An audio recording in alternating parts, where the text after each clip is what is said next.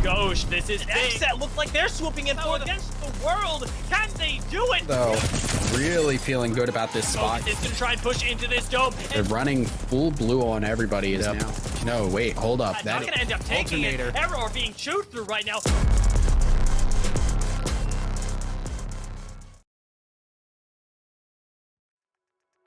All right, welcome everybody to the Apex Legends Global Series Challenger Circuit over here. It's week number 2, and we only have 2 weeks after this to qualify for the next split of the Pro League. I'm Jamerson, joined by Vicky Kitty here to bring you all the action once again. This is week number 2, and so much is on the line. I'm really excited about today's games, Vicky.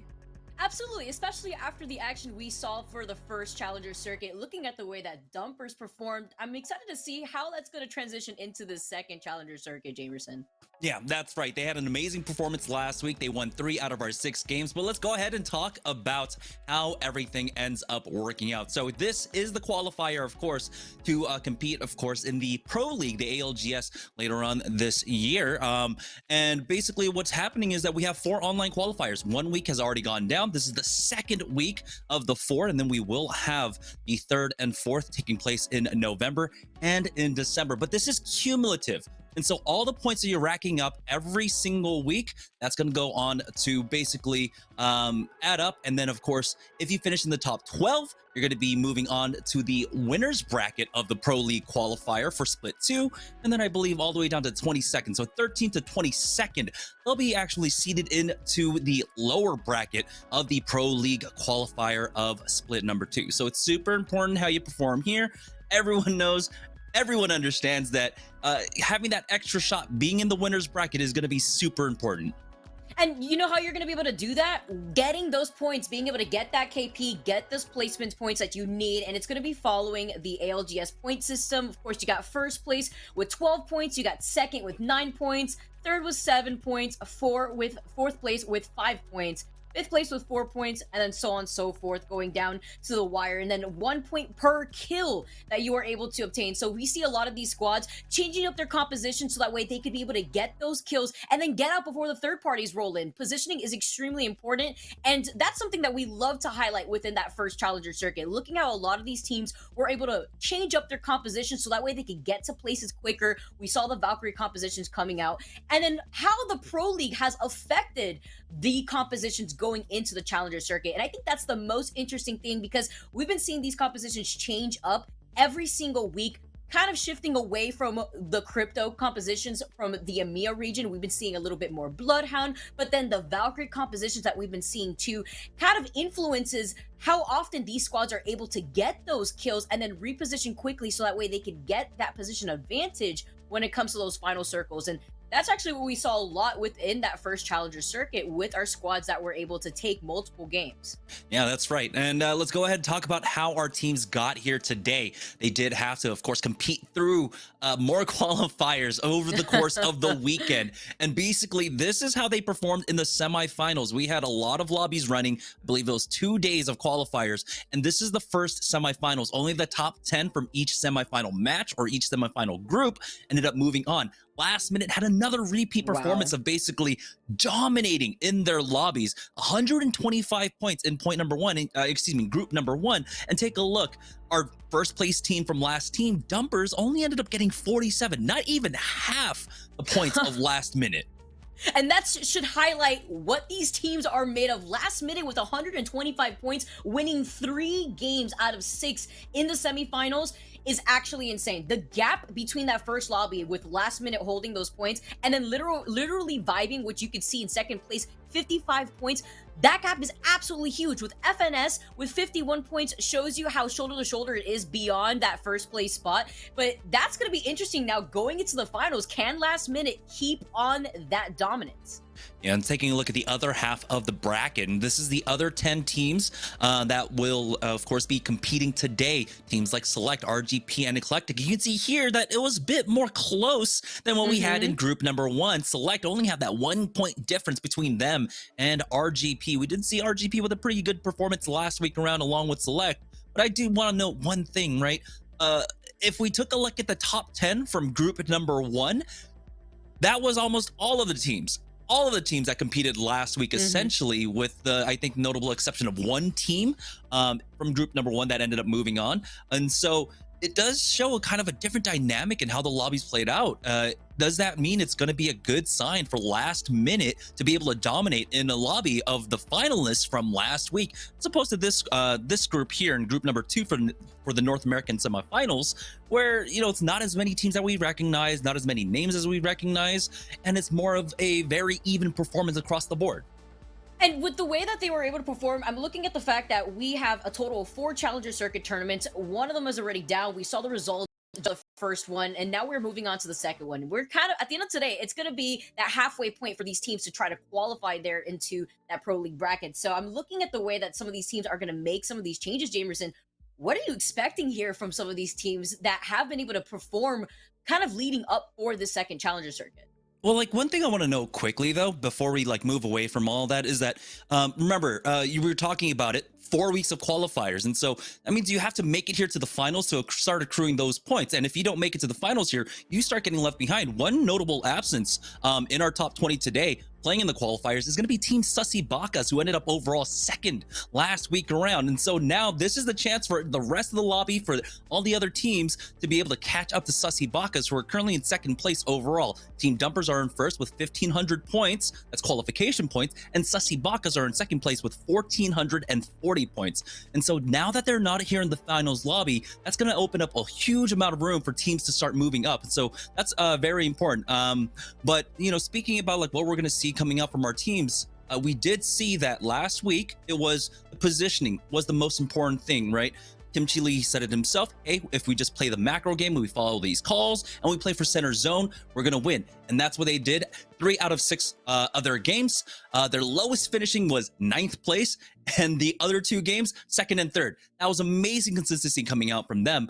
But we did see a huge shift coming out from the majority of the squads in the lobby. Everyone was looking to fight. They ended up swapping over to those very mobile compositions that are looking to fight. So you got your Octanes, your Wraith, you got the Bloodhounds in play as well. I think some of the most Bloodhounds we had seen. Definitely don't see as much Bloodhounds nowadays in the ALGS.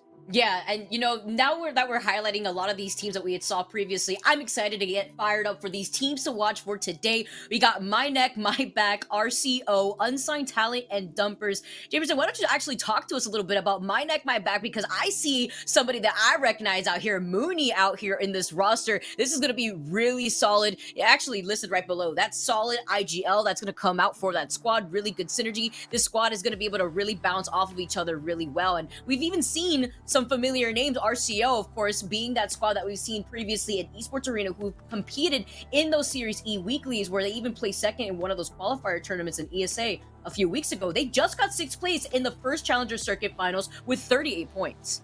Yeah, so importantly for me, for my neck, my back, is that core roster, Petty Boss and Cody, we were seeing them competing with Muffins as their third. Mooney, I believe, is just kind of like their fill whenever Muffins maybe can't compete.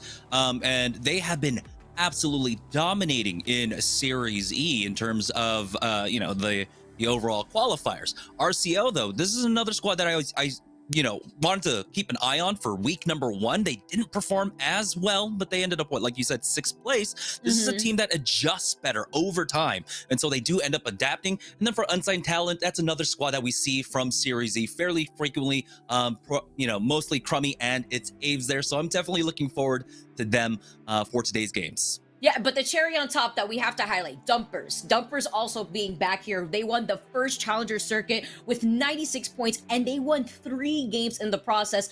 But we saw what happened to them leading up to this weekend and looking at what they were able to do, and it wasn't the performance that we were expecting. So now for the finals, I'm curious to see if they could keep up that energy, or have they fallen off a little bit maybe? That's the big question when it comes to the qualifiers, right, Vicky? Because sometimes we see these teams that head into the final rounds with a lot of momentum. Last Minute was one of those squads that we saw absolutely dominating their lobbies left and right. And I remember I kind of made the veto last week saying, I don't really want to put them in a team to watch because I really don't know. I didn't get to watch the matches to see exactly how they did that.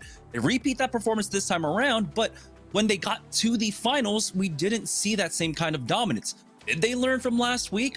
We'll see. That's going to be a big question. I think most importantly for me, when it comes down to being in the finals lobby, it's important to show up there. Those 6 games are the ones that mattered, and that's what the Dumpers did last week. Ended up getting, 3 out of 6 wins, a 2nd place, a 3rd place, and their lowest finish with 9th overall. And they dominated an absolutely stacked lobby, but we'll see if maybe other teams kind of take that same lesson that Kimchi Lee was talking about, that, positioning is going to be important, getting to final zone, getting to final circle is going to be super important. So let's play the macro instead. Or are we going to see what we saw last week, which was a lot of edge fighting, 16, 15 teams left alive after the zone number 1. It's going to be important to see. Game number 1, I think that's going to set the pace for the rest of the night.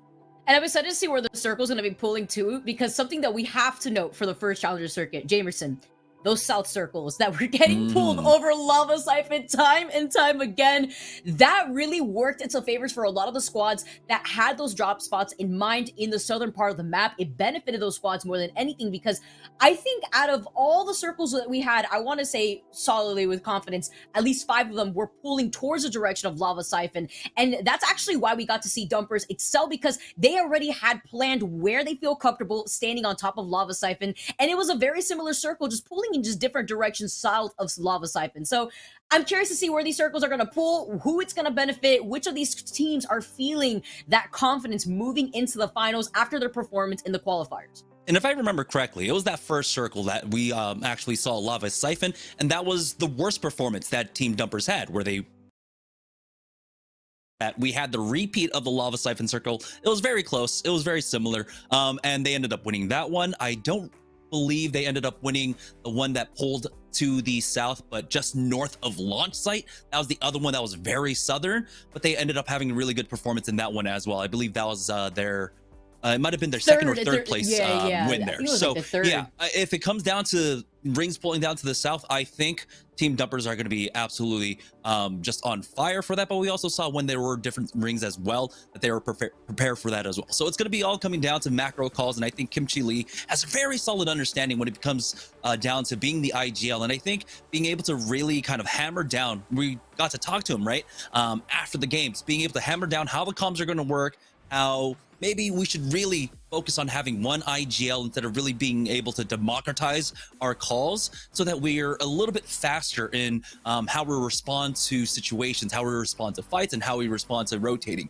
So I think the fact that they were able to iron all that out is going to be super important going into today's matches. Maybe they just brush off what happened in the qualifiers yesterday because they didn't have the best performance. Hey, all of our questions are about to get answered at head into the first game. ALGS Challenger Circuit. I can't believe how quickly time is passing us too. The Pro League just finished up this past weekend, moving on already to our second finals for the Challenger Circuit, and now we get to see how some of these teams have managed to kind of adjust with some of that extra time, seeing how some of these teams are playing within the qualifiers. And looking at RCO, specifically Harvester, it looks like right now Nightmare actually maybe in some trouble. This squad losing their Wraith, they're trying to scout out what's happening, but I don't see a shield on my HUD yet and actually get it updated. They had purple and they still ended up losing somebody in the process. So Messiah now trying to get an aggressive position. I like this angle that he's holding, but he doesn't have any shield, so he has to watch out. Yeah, Team Nightmare in a fight up against LKM currently. Like you said, double purple armors up against all whites here. And LKM are just doing a much better job of just baiting with their shots at this point. Messiah getting that finish off on to Chris, and Aim God, he's going to have to be careful. It looks like he does want to try and back away, and LKM are actually going to give them that opportunity. They have already got the kill point. They've been slowed down in their rotations, and they need to find these purple armors, these blue armors, anything else. You have to imagine fighting off drop. You've already basically used up all your nades and all of your ammo, so you need to go ahead and pick those up. It does look like Fearing Live, though, is keeping an eye on those two that are starting to run back from Team Nightmare. I like this decision from LKM though, because they noted that Nightmare had those purple Evo shields. They got that KP like you were talking about, Jamerson, but now they're also going to be able to deny that squad loot because they're going to be able to have a lot more free time to be able to loot up this entire area of Lava Siphon. Now looking over at Watched, they got full blues. It may not be the full purple Evo that we saw Nightmare land on top of, but they lost a teammate, so much better position here for Watched, and they are going to be able to get some crafts going on, probably getting some shield batteries before they want to engage. Also noting they're rather far away from the circle. We haven't gotten a look just yet to see where it's going to get pulled towards, but I'm curious because if it is going to be pulling towards the southern part of the map, I'm going to say, Jamerson, that this is cursed. Yeah, Wash is going to be fine, though, as they are taking their time to just make sure that they have good heals, especially when you've got the blue armors. You want to make sure you have those bats to back it up as well, but they've got the Valkyrie, so they can just redeploy. There's also a balloon to play off of, so they have plenty of time to work with. It's 1 minute and 10, so when you commit to the edge like this, or when a ring hard pulls off of you, you're not under really any big time constraints. And here we go. We have one of our first rotations out from the thermal side now. Either way into Lava Siphon. You can see it is going to be a southern zone, and it's a pretty hard south pole. As you can see, that second ring does encapsulate a lot of Lava Siphon, but that also means that launch site is huge in play. Team Dab are looking to just go ahead and keep on moving. They're making their next play. They want to go to the other side, so it looks like a lot of teams are considering this one's going over to launch site instead. This is such a good call by Dab too, because they're able to use the Valkyrie deploy. From is probably going to be outside the dome. We circle continues south, so we just got to wait to see that information. There's also a beacon in that middle building of Lava Siphon, so I'm expecting a lot of these squads with Dab making that smart call and avoiding a lot of that chaos. Just getting a, you have to already like hands sitting over at launch site, so they're gonna have that intel if Dab actually comes and contests them here. Yeah, they're playing the south building right now, which is one of the strongest buildings to play. They don't have the composition to completely hold it, right? Not having that caustic, but it's the slow side of the ring. You're expecting a lot more people to be on the north side here, but it looks like we do have a fight taking place. There's going to be Aves and Crummy in them. Fighting over this choke. Bubble's already been forced out, and Aves is chasing after them. He's got the Beast of the Hunt going and gets the knock onto Plugged Cube. He's got to be careful there, but he goes for another peek. Crummy does end up getting that thirst, but Aves ends up falling their Nightmare coming in for the third party. So Ak is going to instantly try and port them out. It's Moosin coming up behind them as well, and so a lot of teams coming in for the third party. Oh, literally Vibing. Now they do manage to get the 196. They finish it up. Literally Vibing is going to be able to back off out of the situation, seeing that there is another squad taking shots at them from afar, and they're going to be able to get some nice loot in the process. Moosin having that gold helmet is already in the Beast of the Hunt, so we can get those scans if necessary, but they're just going to hang out. They note where that one member had just teleported to, and look at another squad actually coming up from right behind them. It's not just the squad, but they actually have the world drop going down there as well. So there's no impetus for them to actually move at all. They do not have to move. They're going to wait on that loot. They're going to wait on the world drop and see what else they can get, and then just play off the choke right now. Again, we noticed that last week, so many teams committed hard to the edge. We can definitely keep doing that. Now, Team Washed, though, as they're making their way through Geyser, not too far off from where that fighting was taking place. You see, Washed, they are going to be able to get onto the high ground, going towards Big Mod. I like this further rotation because we noted that there was a lot of squads already making their way towards Lava Siphon, so Wash are actually going to avoid a lot of that chaos. Here comes Dumpers, 2 purples, 1 gold, looking great on terms of loot. We were talking about this squad, the squad that was able to take the finals for the very first Challenger circuit, are looking to do it again, and they're going to be able to try to take this back corner, but we already noted that Lowly fans are holding that southern building here. And so there's already about 4 squads that have already made their way to this location. So being out in the open is going to be grim with RCO Esports holding the inside of this building. RCO, though, despite, I guess, trying to move really quickly here, only having the whites and the blues, and really not having the best position as well. Right now, though, Team Dumpers, they're going to be able to gatekeep this connecting area from the tree side. And eventually, you have to imagine that they're going to want to move in and actually take RCO's position. They probably already have armor checks as well. And having that huge HP discrepancy could work out in their favor. But it looks like, you know what? They don't want to hard commit onto any fights right now. They're going to go ahead and pull back and maybe play Beacon if there is one available over by tree. That's what I'm thinking there, because you see that the circle is closing up fully in 50 seconds. If they are going to be by tree, they're also going to get intel of any squads that are trying to move through the back of circle if they stay there long enough, and then hug the beacon if there is a beacon there too. So they could call out where that next circle is going to be, and they could plan out that last position that they want to sit in. Select, wasting no time though. Look at their location. They're already in Dome, and this is a great spot. We could see where that next circle is going to get pulled towards. We see that it is surrounding launch site and Dome, but we've seen the circle before too, Jamerson. It can either end up deep into Dome, or we've also seen circles pull towards that middle portion of launch site and Dome, so it's an open field of chaos. They are trying to get some beams in. They find the blue Evo shield. That's some good intel for Select because they're working with 2 purples and 1 blue. And FA actually already moving in, trying to get an aggressive spot. Yeah, he's going to play this safely, though. He does have the card to back off to if he needs to, and he just plays the angle right now, setting it up, making sure no one gets behind them as he gets the 1 crack. He's getting some value in on that G7 Scouts, getting some last-minute play before it gets vaulted here. Now, Team Washed might be in some trouble. You can see Messiah has set up as well on that high ground. Fat Fruit Ninja, though, currently just playing inside, as Team Select are just playing with 2-man here to try and punish them. Bubble's already been forced out. My neck, my back are now moving in. You see the squad Wash. They're stuck between 2 squads at that. And they're going to be able to hold back, just look at what's going on in front of them before trying to decide on what they want to do. Does get that shot with the Sentinel, rather with the longbow, landing 60 and just backing off. They want to build up their Evo shields because they're still working with full blue. Only 1 squad has dropped thus far, and the second circle is going to be closing in 2 minutes, so my neck do have some time to make that rotation around the corner of Dome here. And they'll have the priority, if this one does end up pulling over towards that launch site, to be one of the first teams to move by playing on the outside there. And so we might have a big pileup. We'll find out in just a moment where that 3rd ring ultimately ends up pulling towards. We can maybe join on board with Team Dumpers, because I believe they might have been getting pushed or might be fighting over the beacon over by tree side. So that'd be a great check-in point if we could. That'd be interesting to see, too, if another squad tries to contest them for the beacon by tree, and then that's going to cause a lot of noise for the remaining squads that were over at launch site to hear what action's going down before maybe another squad tries a third party. But I'm expecting a lot of this to be made their way to that position. That'd be partisan, especially since they don't know where that pool is going to go for the circle.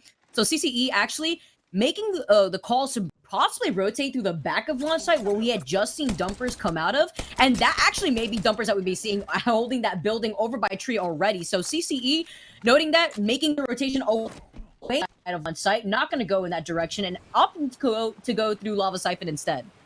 Yeah, so it might be a play for the replicators over there for Team Dumpers. They're already sitting on purples and golds. They're going to want the extra batteries. Here's Team Nightmare. They were able to get their 3rd back in, and they're still sitting on the triple purple. So it's going to be great for them to just be able to play this one a little bit passively right now, just to kind of recover and, basically regain their kind of mental at this point. They did pick up a kill throughout all of this as well, as it looks like Team Betty Boss, they're able to take out one from LKM. Messiah might be in a little trouble there as he actually runs out into the open.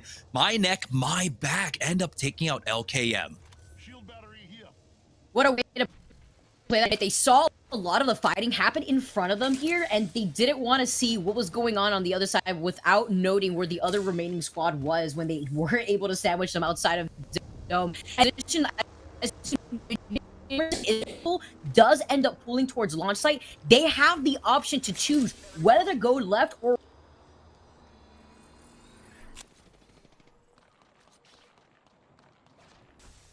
Yeah, we don't have the ring information quite yet, and it looks like Team Dumpers might be making a play. So maybe no beacon over by Tree, and they're going to have to fight over this one at Lava Siphon. Enemy, the first in line, is going to be the first to fall as Flux picks that one up, but Timmy does answer back, and that's going to be a 2-for-1 exchange, and just like that, Team Dumpers pick up an easy +3 there. We're almost into placement points territory as another team starting to show up. That's going to be JJ Shea.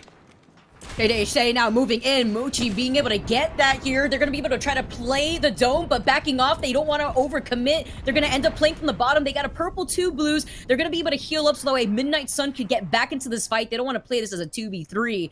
And look at the way that Kimchi Lee has now taken this real estate on the high ground. They also have that beacon still in that middle building of Lava Siphon, but with 3 squads in the area, none of these squads want to put themselves out in the open. They don't want to try to commit to putting down that dome just to let enemy get that scan from the beacon, because now they're going to be able to have all this free loot on the high ground. Yeah, they realized that third party was a little bit too late. The res already came out. The bubble fast res from the Gibraltar was there, and they had the armor swaps ready for them. So no real punishment, and the third party, like you mentioned. Right now, as you can see, the ring does pull away. They do have an opportunity to try and make it across. It is a little bit scary here, or just another opportunity to pick up another 3 kill points. Grief the door, change up the angle. Kimchi Lee will go ahead and peek outside to see if anyone goes for that peek, and he wins out on that trade. Dumpers with enough KP to try to put themselves up in the lead. They got to play for positioning too, but they have this high ground over this squad, and even Kimchi Lee putting down the beams. See him trying to take an off angle here. I like this cheeky play. Actually dropping down. He's getting aggressive. They noted that they only have the blue Evo Shield, Jamerson, so that's why Kimchi Lee's playing this really aggressively. Look who's on the high ground too. Enemy is right there to give him that suppressed fire, and I like this aggressive position. Now Timmy with the red Evo Shield is going to move in with the thermite. Oh, the knock came out onto Trino from Moosin from downtown. Now KJ Shea is just down to 1. Kimchi Lee wants to finish this one off, but he's got to be careful. He's got to reload. Oh, boy, Timmy is there with the save. They do keep him alive. You can see there it is. The other squad I was able to steal away one of those kills at the very least, but that made it that much easier for Dumpers to at least secure this. And so now they have at least 7 kill points to their name. They have to start recognizing that they need to make a move. Will they go for that tree rotation again into launch site? We do have that ring pulling away heavily now, once again, over towards Dome.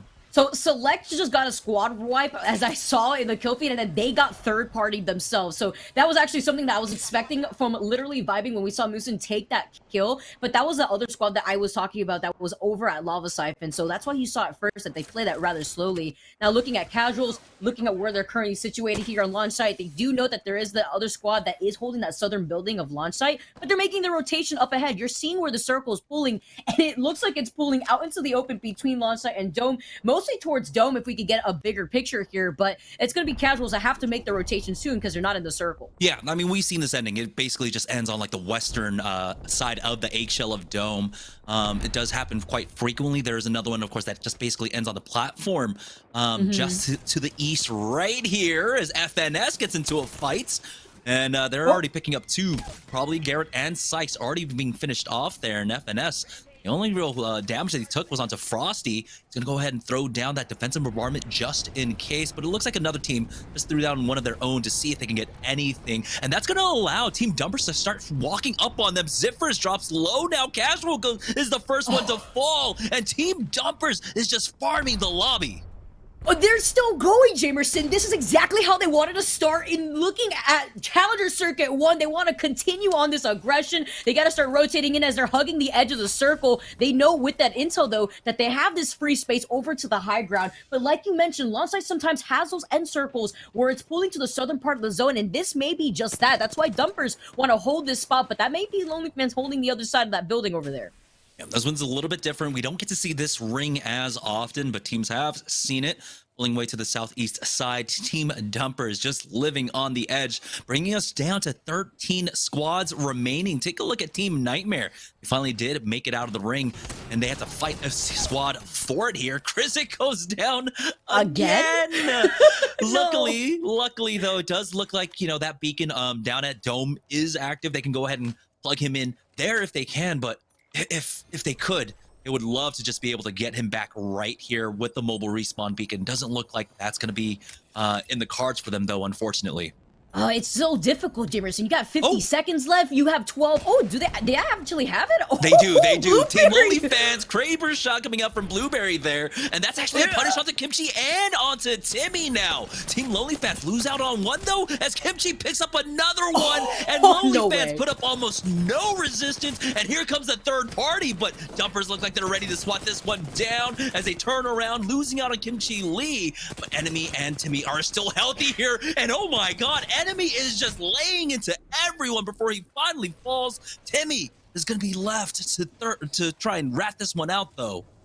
He gets away. He's popping the shield bat too, but he's putting himself in the line of sight of any squads who may be on that southern part of launch site. Dumpers look so ready for that third party, but they weren't ready for the next set of squads that just rolled in at the perfect time. FNS now holding onto the spot that Dumpers wanted to take control over. Actually wondering where Timmy ran off to. Oh, I actually see him. He's off to the right. The FNS actually haven't even called him out, and now is when the pings come in. So they do know where he is, but FNS note that they want to take that eggshell building, and they're running into RCO Esports, who are already holding that spot with the beam on the R301. Yeah, Holiday does back away just to reset for now, as he understands that he did a lot of damage to them as well, and they're already inside their bubble, so they're not going to push quite yet. And the thing that they can do here is maybe just go for the redeploy and play on top of this eggshell. Right now, the defensive bombardment is forcing them back. Here comes an error burst nade out from Nando. Let's see, the thing that they can do here is maybe just go for the redeploy and play on top of this eggshell. Right now, the defensive bombardment is forcing them back. Here comes an error burst nade out from Nando. Let's see if it connects onto anyone. You can see they got that pinged one down. And if he had stayed there, it would have connected. What an arm coming out from Nando. Unfortunately, does not come up with anything. But FNS still on the hunt. Want to try and find this last rat. They're trying to look for it. RCO has no idea yet. They don't know where Timmy is. They don't even know that Timmy's a rat yet, but FNS do, as they were the squad that took out 2 members of Dumpers. Backing off, nice arc star positioning right there, but the barrel is going to be deactivated here. FNS now just trying to hold this. Ooh, the thermite too! The amount of barrage of projectiles that we're currently seeing from these grenades, and they're still going! FNS now closing in the gap, trying to play this aggressive, but the Dome to retaliate, to buy in some space for RCO to back off. These nades from RCO are absolutely insane right now, but FNS, of course, not taking critical damage. Frosty, you gotta be careful. He's running right through the gas. He thought it was Nifty's, and he might actually drop down to this. He will fall. B-Born picks it up with that caustic gas, and now FNS are gonna try and recover and get him back up, but oh boy, that is an unforced error. You have to communicate with your team. You have to know which gas is safe and which one isn't, as RCO are looking to punish them. RCO were in trouble too. They didn't push in that situation. You saw how low B. Borden was despite that knock there, and they are going to be able to at least take that time to heal up. They're throwing down the Dome again, and I actually see a squad right behind them, so FNS, if they don't finish off this fight quickly, they're going to get third party by right outside this Dome. Oh boy, they do get the knock, and there it is. RCO going down in 7th place. They don't lose out anyone quite yet. They have the bubble down. You can see there, Timmy is ratting this one out as well. And so you can see Sior is doing a good job, though, making sure that the back is clear. They don't know that Timmy is back there quite yet, so maybe he can creep in with this one. He was a very valuable rat for Team Dumpers last time around, but here comes the ring closing right now. Nightmares, we're able to get Krizik back into this as RGP playing inside the eggshell. They're going to be forced out very shortly here, but it looks like they already have a portal set up for it. Oh, no, it goes down. They're going to take some ring damage here, and they're going to take a lot of damage from Petty Boss, who gets a knock onto 2. It's only Mental alive now, as My Neck, My Back are just controlling and patrolling this north side of the map. Where do you go in that situation? The portal was probably your only way out there, and it was not only a little bit sticking inside of circle, but it just completely disappeared right before your eyes when you were already low. FNX, the bombardment is getting called down. They have the safety of their dome off to their right, but they had used it right before the bombardment was called. They're going to be able to be in the safety of the dome, and they're going to be able to hug that rock, maybe take some high ground and overlook what's happening here as Mooney's doing the same exact thing. It's FNS versus My Neck, My Back right now in a 3v3, and I believe just a duo left for Team Nightmare playing inside the eggshell, and they might play spoiler for FNS. They do back away, they don't take critical damage and try to slow things down. They have a lot of heals to play off of at the very least, but it doesn't seem like they have any more nades. That was a very taxing fight with RCO. They had committed a lot of their utility into My Neck, My Back, though. As you can see, Mooney doesn't have any nades for himself. And if they could, they would love to get rid of that caustic first and then deal with that duo. It's going to come up to Nifty Ames to try and slow things down. If he has that Nox gas grenade for this final circle, that could be the clincher for this win. FNS now peeing away to see if they can try to rotate out of here. Now noting where FNS is currently trying to rotate to. You see Mooney getting an aggressive position over on that high ground, still holding that rock. FNS now getting the break, though. 112 does take out Krizik in the process. That's going to be the last member going down for that squad. FNS now just trying to get in position. They've lost their shields. My neck, my back. They have the health advantage. Oh, and he might be cranking his neck, going for those 180s, getting the Nox Petty Boss, picks it up. My neck, my back will take game number 1 of the Challenger Circuit, week number 2. What a fantastic game for them. Absolutely. And the way that they played that bottom ground too, the way that they were able to rotate, they saw the opportunity. They had all their shields up too in the process. And I love the way we saw a lot of these squads play things. Specifically, Timmy, we didn't get to see what happened to him other than looking at the kill feed, but he was able to rat that out for a really long time. And we know it's not just about the kills, Jamerson. It's about the placement. If you see that it's the opportunity is not there to collect your teammates' banners, you got to play it out for points. And that's exactly what Timmy was able to do at the very end for Dumpers too. I'm not sure if it was a top 5. I believe it was like a top 5 for them, along with, I believe the last time we had checked in with them, they had about 7, maybe 10 kill points. So despite not getting a top 3 finish, this is still a very good game for them. Also on the other side, for My Neck, My Back, we saw them getting a lot of kills in the early game, in the mid game, and then ultimately there in the last game. So this could be a huge springboard game for them. After game number 1, having that kind of momentum and being able to play that solid, that is an amazing sign for that squad, especially with 5 games left to go. Yeah, and Nightmares ending in third with Krizik coming back into the fight for the second time in that first game. Impressive. They got third despite having a really rough start. We saw what happened to Krizik early on, but that was only game number 1, Jamerson. We got 5 more games left for the rest of the day. We got My Neck, My Back taking that first game, Petty Boss going off. We're going to see some more action for game number 2 on the other side of the break. Don't miss it, guys. You'd want to see what happens with a lot of these squads because they're fighting to get into this Pro League. We'll see you soon.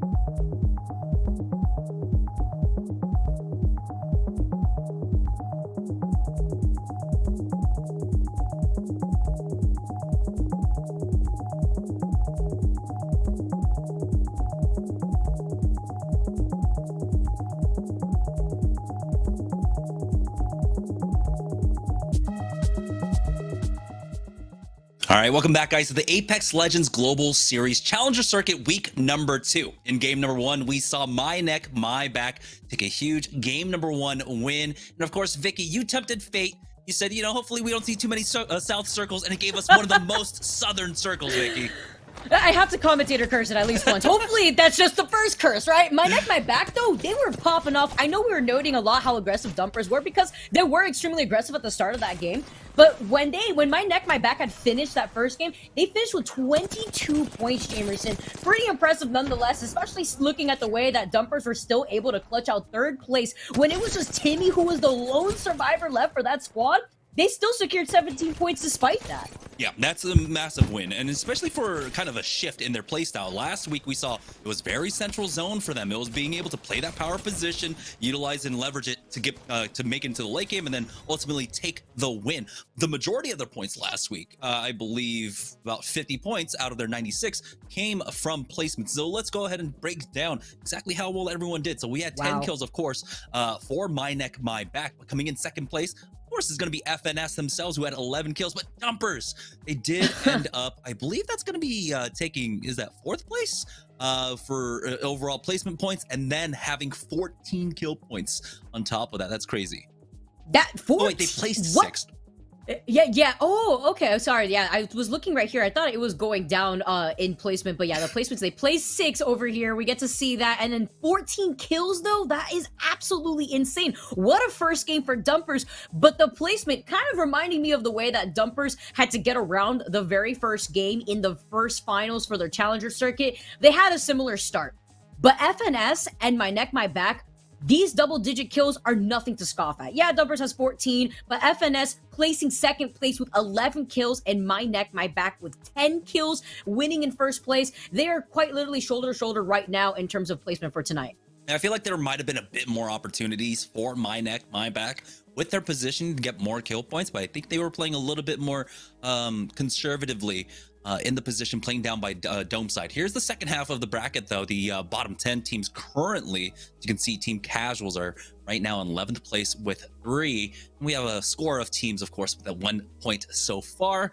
And 4 teams currently that don't have any. It is still game number 1, though, and there's plenty of movement here. And we said that game number 1 is probably going to set the pace for the evening. And I think we did mention it a few times throughout game number 1 that this was much slower than what we saw last week in the majority of the games.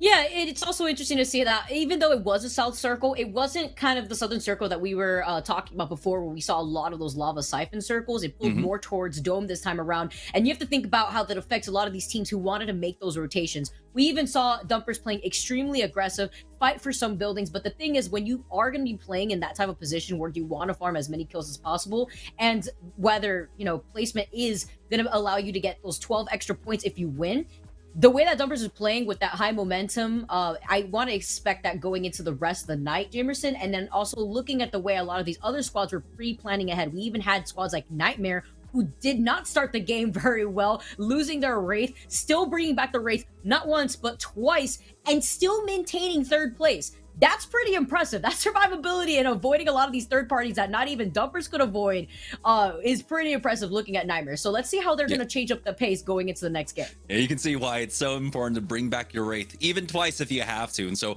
they were very fortunate to have that mobile respawn beacon, getting back into the game. That means that they ended up with 11 points overall. That +7 coming in from 3rd place being a massive boon. Excuse me, 4th place overall. That +7 being a massive boon from them for coming in 3rd place. But right now, as we swap on and get ready for game number 2, we have to start asking ourselves, you know, what's going on? Why are we seeing these kind of shifts in the playstyles? Like we said, for Dumpers, they did not play center zone, even though they were fairly close to be able to rotate in for that one.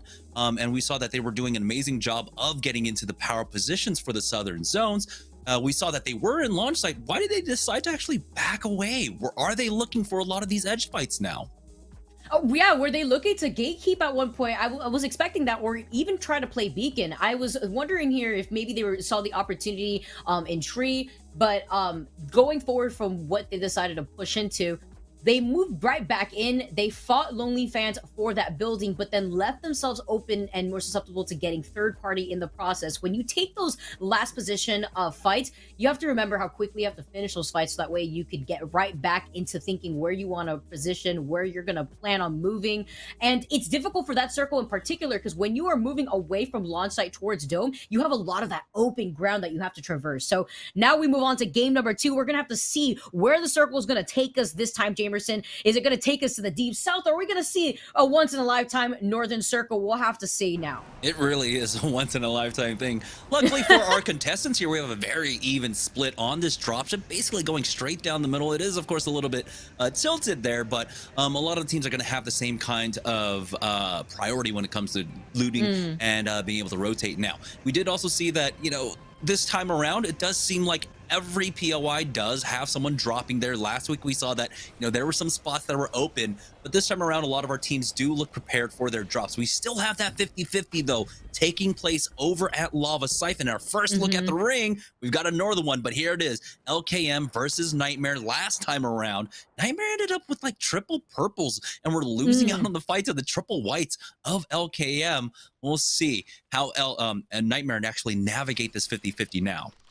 Yeah, the fact that they still want to take this 50-50 is interesting. They feel confident here, Jamerson, and as you can see, they still ended in third place. So with good credit here, as Nightmare are going to be able to make that next plan. They're not as lucky to collect those 3 Evo shields like they were in the first game, but Washi is repping that blue, so he's going to be able to loot up quickly in these back buildings right before getting together with the rest of the squad. Yeah, it looks like they give up a lot more ground here, and they're playing the northern side, right? And a lot of these armor pickups, you're going to be picking up off the gondola over at Lava Siphon. That's where you get your blues, sometimes your purples and stuff, but they're giving up a lot more ground and backing away to play this a bit safer here. On board with Dab, though, they're already rotating through Landslide now. I don't know if they're rotating north or south. It looks like he's just going to rejoin Dracos and them as another team was here. Team Eclectic is playing off the beacon.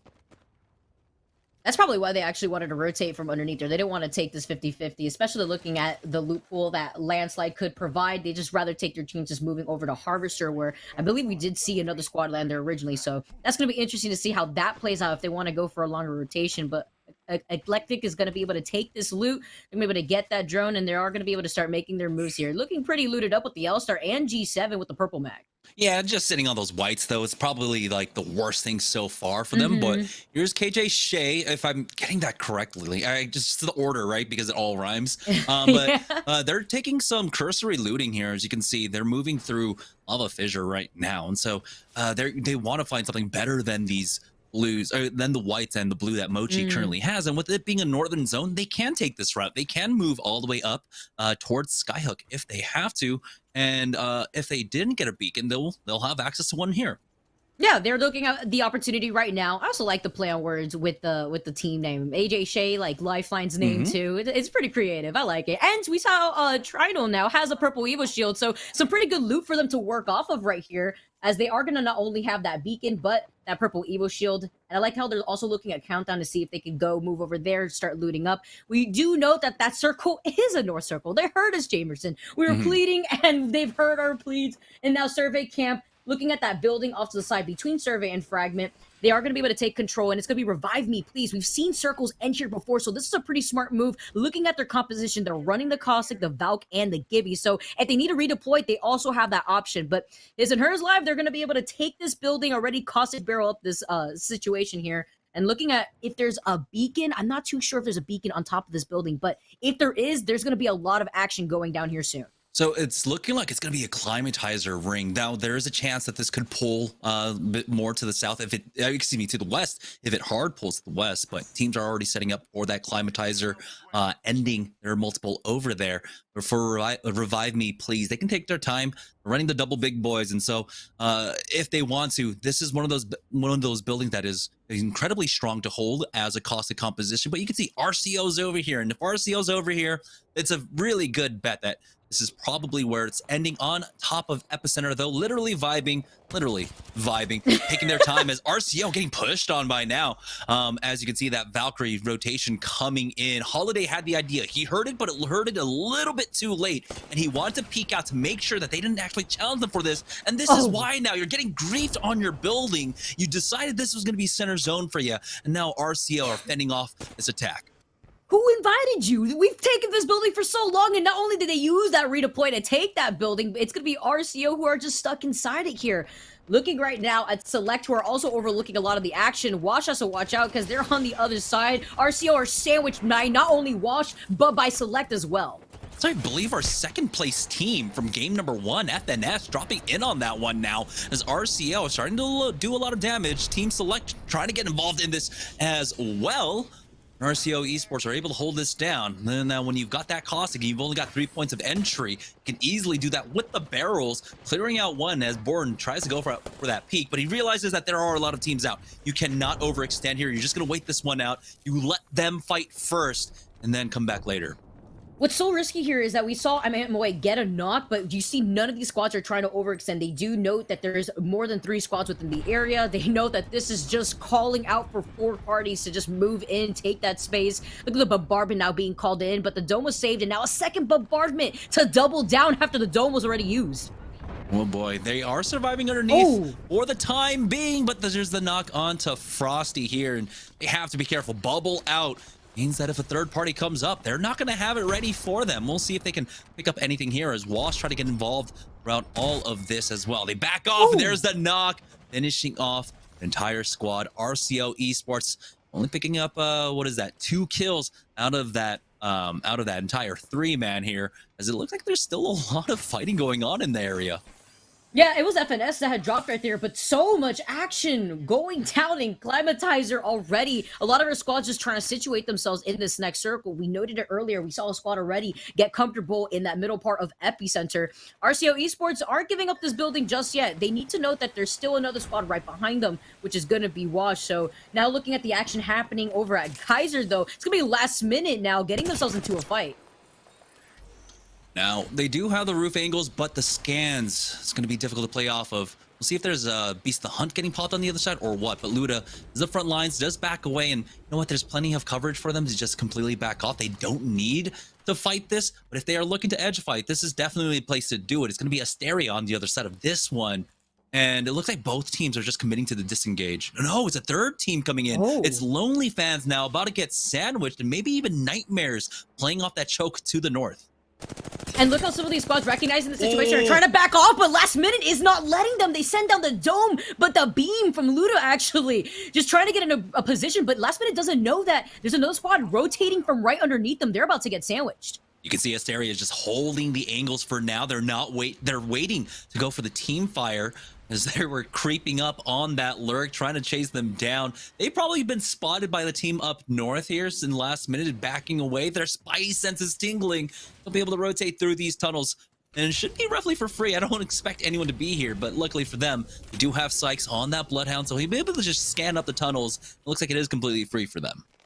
Yeah, they felt a disturbance in the force, and they just called out the rotation. This is a good move, too, looking at how far they are from that next circle. So they're actually opting to go a little bit long, entering through that other side of the vault from Geyser that kind of leads you into Overlook. So if they go on for that longer rotation, they could also take the high ground if they opt to go through Overlook.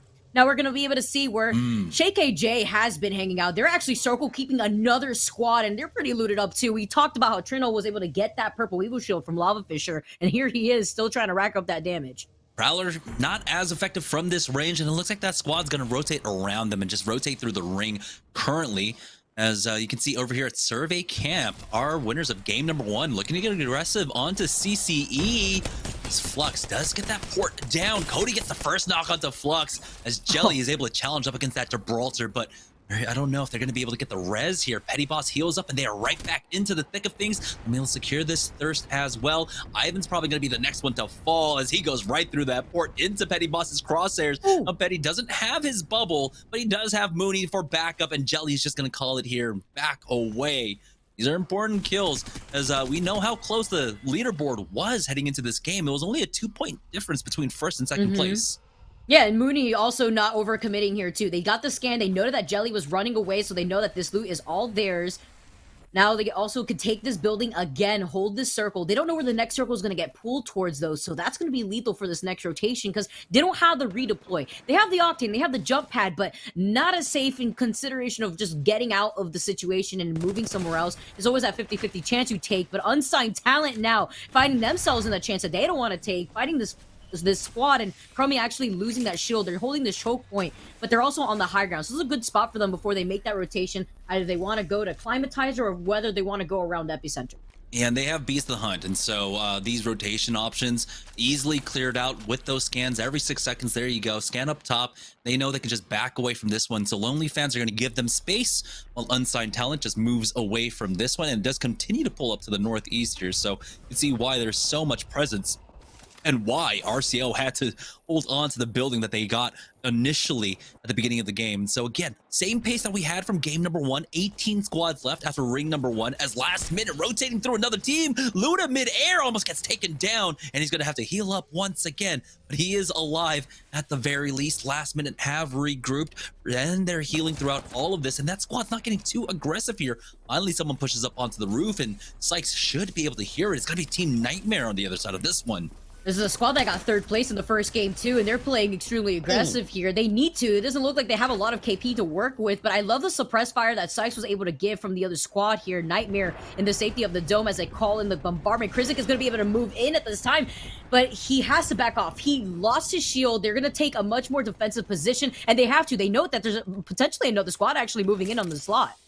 Yeah, so good disengage from either side, not overcommitting to these fights. I mean, you have that Gibraltar utility coming down, the defensive bombardment, it's everything. And so once you use those and you don't have a clean fight, don't have much else to really rely upon. Now, last minute, are starting to turn the tides onto them, and they're chasing them down. Garrett with the golden longbow from Big Mod over there is actually putting in some decent work, and here comes the Prowler. It's a golden Prowler as well for Sykes. They're absolutely looted here. They want to get these kills. If I ever got a gold longbow, I'd absolutely give it to Garrett. We've seen Garrett pop off with that longbow before. There's nothing stopping him now, and neither is Sykes, who gets that knock. They're playing outside the circle, and the circle is just right there too, so they can just get into that safety as quickly as possible, but not before this bombardment is called to try to force out Aim God and Washi inside of that tunnel. Krizik again. This is the 3rd time in a row, by the way. So we'll see if they can actually get the res onto him or the respawn onto him, because they are desperately trying to get the thirst onto him. Sykes, just I think one more shot. There you go. You're good. We'll be able to secure that 1 KP. They committed a lot into it, but will they chase after the rest of Nightmares? They should have a rough idea of where they're playing, and it looks like they are covering the angle. And last minute is still right here too, so that's why they didn't commit in the first place. That was a 3rd party that they were expecting, and they are holding that tunnel, noting that the squad that had just lost Krizik is underneath there, but looking to see where last minute wants to rotate here before giving up the spot. They are going to be able to circle keep, but look how many squads have already made their rotation towards survey. This is the part here where a lot of these squads, they feel like this is where it's going to get pulled towards, so they feel comfortable right here, but you know that that's not exactly the case. There's 3 squads in the area, and some of these squads are going to be funneled outside this building soon. And for my neck, my back, this is looking like prime territory for them to get involved in the fights early on and start picking them up.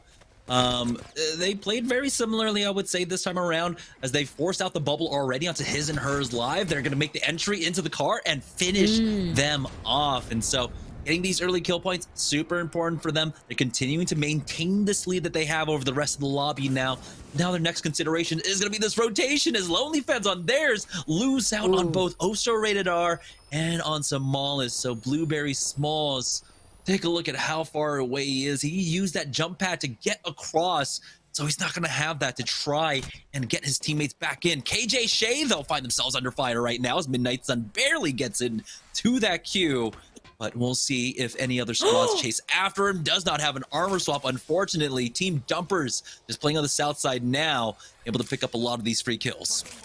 I guess because they did that weird climb animation right there when you saw that they just wanted to get the shield swap. So that was a few seconds of a heart attack there. But Dumpers are going to be able to hold this high ground after they booted Lonely Fans out of here, claiming 2 heads in the process. Full purple Evo and still taking shots with the wingman. Circle closing in now. A lot of these squads see Matt Pickett now trying to find a way to get out on the other side of the wall. He has that portal he could resort to, but this circle is taking a huge chunk of your health. You're forced to rotate into the squad.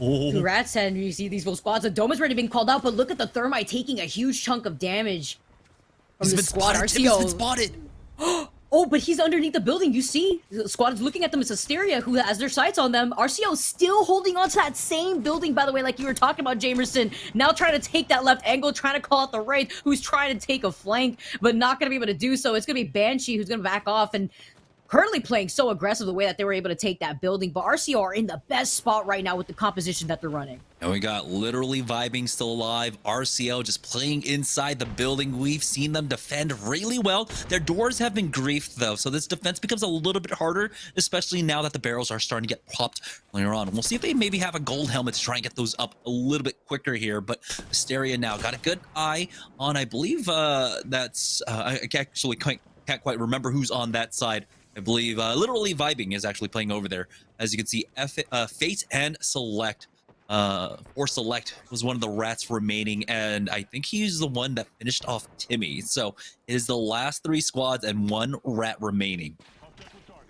And RCO are sitting still happily in this building, literally vibing now, looking at where RCO is, noting that there is a rat somewhere underneath that building, but literally vibing don't want to overextend because they know that Asteria is holding that rock. They know that they're just going to put themselves into their line of sight if they run across here. So Banshee is going to be here until they can just try to queue off of the railroad tracks, and the circle not closing in is going to be able to force them into their line of sight. Fate, what did he do? He just like jump padded right over Asteria, popped the Q mid-air.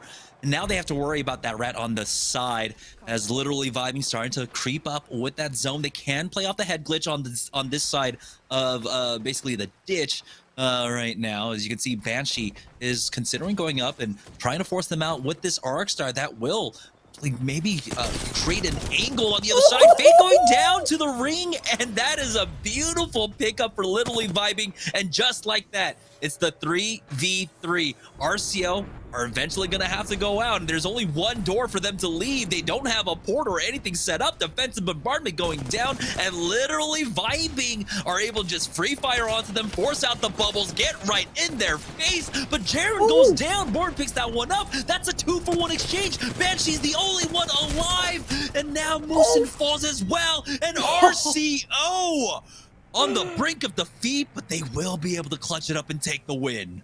Banshee had broken too. He got that down. That was so crazy right there. Looking at the way that RCO played that, despite the heavy pressure that they were put under between the bombardment, the Arc Stars, waiting for the last minute opportunity to rotate outside that building, Jamerson. But I'd like to highlight our 2 rats endgame there. What was going on with Fate from Select? I was looking at Timmy as he was getting called out, putting himself in the middle between RCO and Asteria. But his survivability rate is out of this world. Just I can't believe how he keeps doing it, but it makes it for such an exciting end circle right there. Yeah, I believe he got top 5 this time around, but they don't have as much kill points to back it up. Still, though, it's good for them, for Team Dumpers, to be able to keep pace at the very least, especially considering our first place team went down just before that.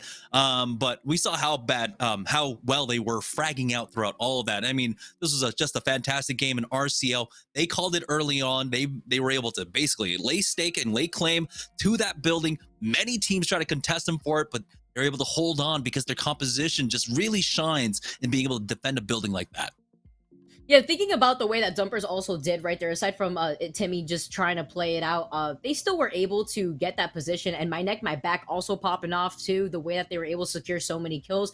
I believe I still set them up in first place, so we're gonna have to see when we tally up the points, guys. We're moving on to a game number 3 on the other side of this break. Don't go anywhere.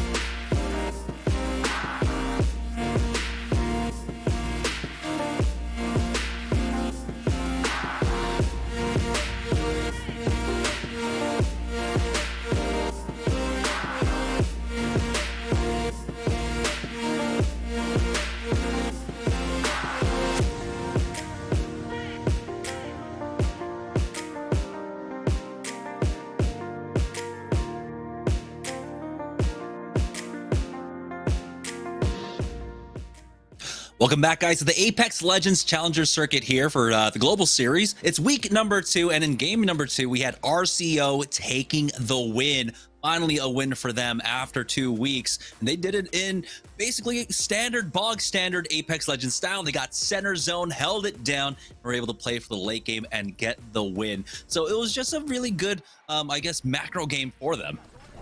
They just knew. They thought ahead. They had Borden just popping off too. I believe Borden had finished that game with 5 kills, but they were happy in that building. Even though we saw a lot of the early action go down in Climatizer, they didn't leave, and those building doors were blown off too, which adds an additional pressure. So the way that RCO played that was fantastic, and I want to highlight teams that we had seen there with literally Vibing getting second and Banshee popping off. They were able to clean up in third-party dumpers rather quickly, even when dumpers took this fight really fast themselves. So they finished that fight quickly. You saw them take that zip line right into the arms of literally Vibing, and now we also got to see Asteria and Select. We saw 2 rats in that final circle too, just holding it on. But I really like a lot of these rotations that we had seen from squads like literally Vibing and honestly capitalizing off of those situations where they were playing with 2 blue Evo shields for that 5th circle until the very end when they kind of third-party dumpers and still were able to come in and kind of swap their shields and play this late game really well. And there's Fate actually able to just wrap this.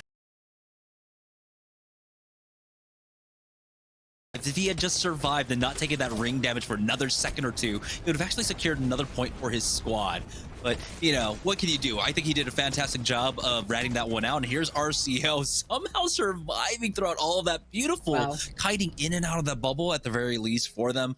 But, you know, that's a beautiful win for them. At the end of the day, though, after after 2 games, it looks like My Neck, My Back are still in first place. Which is impressive because looking at the way that they just did in that game, they had finished in 11th place with still some kills that they could work off from. They had Petty, who had gotten 4 kills. They had Cody, who had 2, and then Mooning had 1. So even though that they didn't really get the placement that they had wanted, they were still able to put themselves in the lead here for after game 2.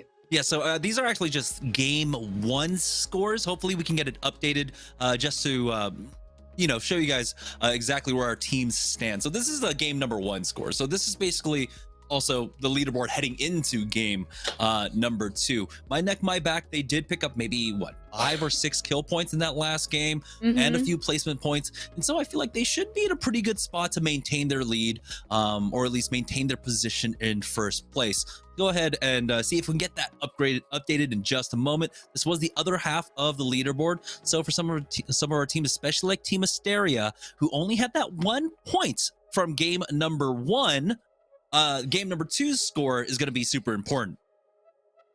Yeah, I don't want to break down a little bit of some of those squads that we had seen, right, as we get our points updated here. But looking at the way that RCO played, that is going to definitely set them up because they didn't have as strong of a showing in that first game. But that was still RCO who tried to play positioning in that first game very similarly, but didn't call out that final position as best as they would have liked beforehand. I believe they had actually finished in like 7th place in the first game. So that's still going to look really good on them after winning the second game. I believe this may be the updated, the seasonal leaderboards here actually with My Neck, My Back with 30 points. Yeah, so after 2 games, My Neck, My Back, they do maintain their lead right now. It actually grows by 2 points to the second place team that was FNS, but now the second place team is going to be Team Dumpers, 26, just 4 points off from My Neck, My Back, and literally Vibing. If they had taken that win over RCO, they might have been in second place themselves. RCO, though, with that win, get themselves up to 23 now. So despite, you know, getting that win, they're only in 3rd place behind literally Vibing on the other side of this one. But you can see how close our top 5 is right now, only separated by, what is that, like 10 points. Everyone's shoulder to shoulder right now when it comes to this competition, and I like seeing that because that was just game number 2, Jamerson. We still got 4 games to work off of, and looking at the way that teams like RCO are trying to prioritize their positioning from the get-go is going to trickle into what is going to happen into the second game. Are we going to see more of these squads take a much more aggressive role to close in that gap, or are we going to see teams like My Neck, My Back try to bring this back in a way where they're still racking up some kills, but they're not placing in that consistency that they want to in the after that first game? Yeah, much slower pace than what we had in circuit week number 1, where it was about 16, 15 teams still alive by the time the first ring ended up closing here in our second week of competition. It's about 18 teams that survive into the second round. So that is drastically different in terms of pace. We're not seeing as many early game fights. We are seeing some 50-50s, but we didn't actually see a hard commit onto the 50-50 like we saw over between LKM and Nightmare inside Lava. Where Sorting Factory used to be. Why can't I remember it? It's Lava something now, Lava right? Siphon. Yeah, Lava Siphon. Yeah, there's so many lavas, to be fair. We got Lava City, Lava Fisher, now we got Lava Siphon. Jamerson, it's all good. Let's just make everything lava, right? Lava Fragment, we got Lava Dome, we got Lava Hook. No, anyhow. But yeah, we're seeing that now the teams understand that there's a lot on the line. Making sure that you're in the top 12 to be in the winners bracket instead of being in the lowers bracket, that's a huge difference. There's with so much on the line, you don't want to throw anything, so it's a lot more conservative play coming off from our squads right now. And that's usually what we see from a lot of these teams in early competition. That was just game 2 again, to highlight the fact that a lot of these teams want to try to feel out the competition, feel out how they want to play a lot of these circles, who is trying to fight for beacon, and that also works into where the circle is pulling. I know we praised it. North Circle, you don't get to see that very often, but it benefits a lot of squads that are usually dropping in the northern side of the map. And then you have to note a lot of those choke points from the squads like Lonely Fans, who likes to land launch site where they're going to make their rotations. We saw it, Lonely Fans has kind of been getting butt out of the circle edge because you have squads like Nightmare making those longer rotations, meeting them on the high ground. So now looking at game number 3, this circle is going to play a heavy factor into what our squads want to go for. Yeah, we got a southern one, we got a northern one. If we can go maybe northwest or central, I would absolutely love that. But the diversity already has been fantastic. Let's make sure it stays diverse throughout all of this. But here we go. Game number 3 of the Challenger Circuit, week number 2.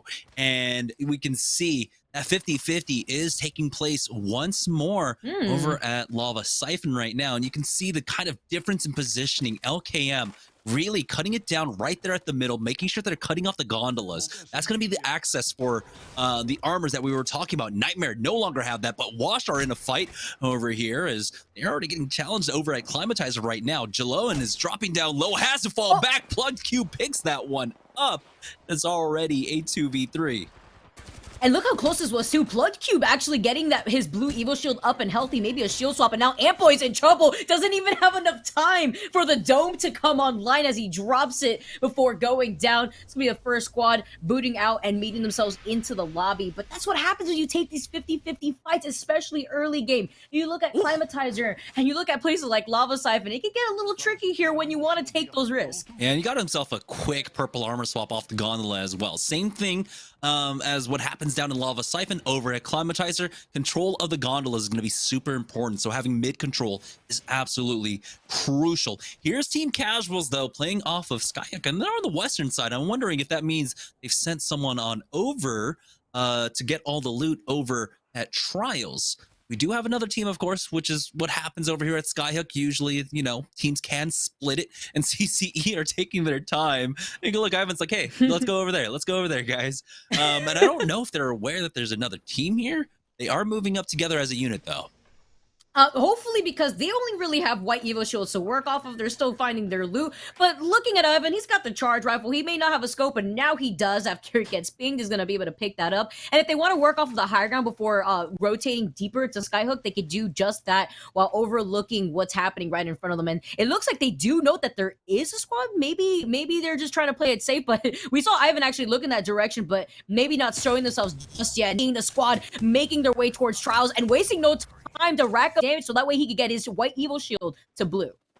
And here come the first rotations out now. We saw a small glimpse of the ring. It is pulling down here to the southwest side, but teams have to decide, is it going to be going over to thermal or is it going to be sticking over here to the staging side? And right now RCO have our winners from game number 2 are starting to move into position. A lot of utility being used to try and punish this rotation. Your Dracos playing on that roof by himself right now, just end up just backing away. So Team Dab not getting anything off of that, but RCO, they will be able to play off the trains if they want to. And it looks like Dab might actually just try and control this side of Harvester to make sure they have access to the beacon above. Yeah, they saw RCO rotate out of here, which is where they usually land. So now they know that that's free real estate for them to get that beacon. And now we see our squad Nightmare who's been pretty consistent overall tonight. Washi losing that white evil shield, but still trying to put in some pressure. Is just wants to rotate at this point, has the dome for some extra cover, and Aim God right there at their side to help with some suppressed fire too, as Washi does get away.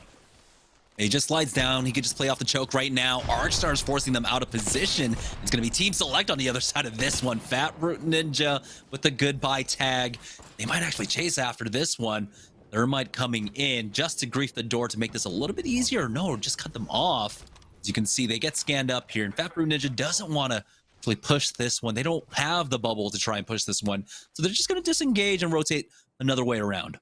I saw Fate get a chunk out of... Oh, are we seeing this strategy? We saw this in the ALGS, Jamerson. We saw this when I was looking at C9 do this exact same thing in survey. And now literally vibing, taking some notes. They're quite literally vibing, and they wanted to sneak up on a squad, maybe right behind that other squad that we just saw was Select, who rotated away. But I saw Fate get a chunk taken out of him, and then that was when they decided, all right, we're taking too long. They've already gotten the safety of the building. We're going to rotate out. And it's Dab who's in trouble. They stayed here for way too long. They may have just gotten the beacon and then rotated right back into this building. Now noting there's also another squad rotating from their 6. They're rotating past Harvester. So they're going to get sandwiched soon if they don't make some moves.